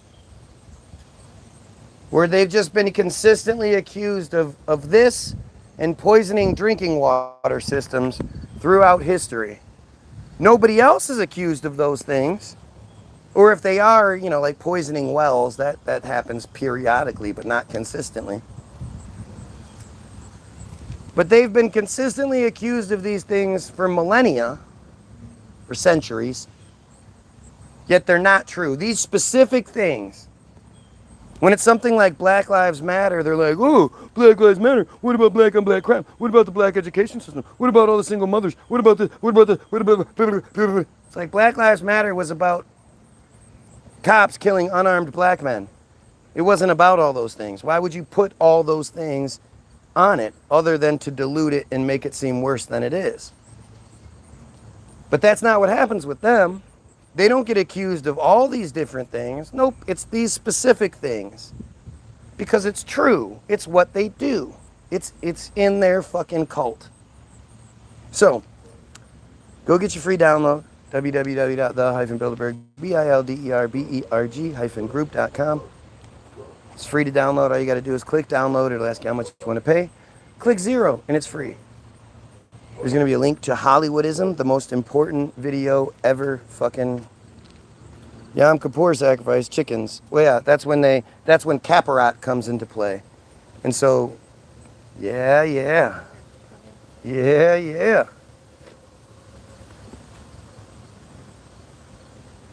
That's the complete series of Ali G. Because I'm a good dad. You don't know who Ali Borat? You know Borat. You don't know Borat? Where you know who Borat is? That very nice. You know that guy. With the Oh, curly hair? huh? With the curly hair? Yeah. Okay, yeah. The Jewish guy who makes fun of everybody else. Yeah. Yeah. Well, he had a show on HBO for a long time. And it's funny as hell. He was like interviewing celebrities. Yeah, he actually interviewed Trump one time too. Didn't go well. That's gonna be your favorite episode. Probably. No, there's lots. There's lots of good bits. Have a great day, ladies. Of course I'm jealous I'm not famous. Why wouldn't I want to be? If I was famous, then I would have a voice, a much louder voice that I could, talk shit about this cult and maybe get some changes happening. Like, you think these sort of comments are like they hurt my feelings? And I said, no, of course. The bigger I am, the louder my voice is. So absolutely, that's what I would want to happen. I would want to take on this responsibility.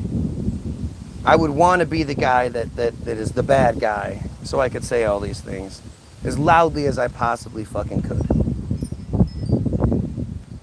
And I tell people, go watch Hollywoodism, the most important film ever made. A film not made by people like me, not made by Alex Jones or some kooky shit that you can hide behind. No, it's a movie about not how they controlled Hollywood, but that they controlled how they created Hollywood. They controlled how they controlled it, not how they created it. That they created Hollywood, how they controlled it, how they never let that control go, and how they used the control to create not just the United States that they wanted to live in, but the world. They used Hollywood as a weapon.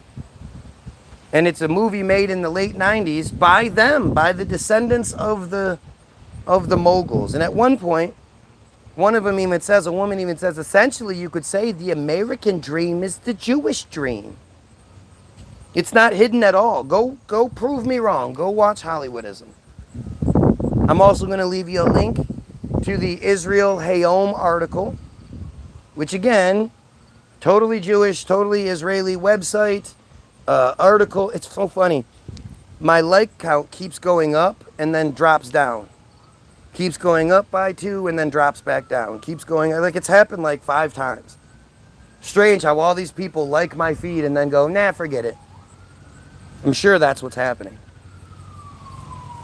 But the Israel Hayom article is all about the ritualistic sexual abuse that is just everywhere in Israel. And again, they're talking about it, not me, not some goyim. It's a Jewish newspaper, Jewish website, Jewish editors, Jewish reporters, Jewish everything. There's no goyim in sight, and they talk about this. All the interviews are of devoutly Jewish people, the doctors, the victims, everyone is Jewish. You can't hide behind your normal bullshit with that. Go read it. It's going to be very difficult. It's the only article I've ever seen that makes it really, really difficult to read. It'll keep kicking you out. It'll keep throwing these ads up and then kicking you back to a different article and all this other shit. It keep kicking you to this article about how Israel destroyed Assad's navy. Really weird how it just keeps kicking you to that page instead of letting you read about this horribly disgusting thing that they shouldn't have reported on, but they did. There's also going to be 3 links to the Facebook page. You'll get links to the video for Donald Trump Hates America, COVID Sauce, and Sleight of Hand Job. Go like that page. Go share those videos. do something. Help some way, shape, or form. Like this video, share this video, sub to this channel. Do something. Go get the free fucking download and share it with people. Click download, it'll ask you how much you want to pay. You just click 0. That's all you have to do, and it's free. You could donate, and we really do appreciate everyone that has. But you don't have to. Just download it and then go play it for people. We have a song called Pizzagate. We have a song called Religiophile, Pizzagate 2. Go look up the Franklin cover-up, because the Franklin cover-up is the precursor to the Pizzagate narrative. And when people say, oh, if this stuff was true, then somebody would say something. Well, former FBI chief Ted Gunderson did everything he could to expose the Franklin cover-up. That went all the way to the White House before it was just squashed. Go look up the Johnny Gosch story. JHONNYGOOSH, I think. Yeah, GOOSH. That's why we have fucking... That's why when you call when your kid runs away, when your kid disappears, and you call the police, up until 84, I believe, they would tell you, oh, wait 72 hours. Today we know that if you don't figure it out in the first 48 hours, you might as well let it go. Back then they used to tell you if your kid is gone, wait 72 hours. And it was the Johnny Gosch story that changed that. But that story is crazy all the way throughout. Noreen Gosch, his mother, basically does everything but if she had Facebook at the time, it would have been a completely different narrative. But she proved that there was a pedo network and that the police and the government were involved. It's all there for you to see. Look at my feed. Look at my comment section. Look at the crybabies that are apparently mad because I think we should kill pedos and expose them every way we can. Who is going to be mad at me for thinking we should kill pedos and thinking we should overthrow the J overlords? Simple fucking question, never gets answered other than by me. I can explain why these pieces of shit are here. They can't. So, go to the description, go check out the links, have yourself a great day, and most importantly, most important thing I ever say in my videos, I'm begging and pleading with you out there. Whether you've hurt a child yet or not, if you have anything to do with that world, if you have any pictures on your phone, if you've ever watched videos involving children, before you hurt a kid or before you hurt another kid, pedophiles, fucking kill yourself.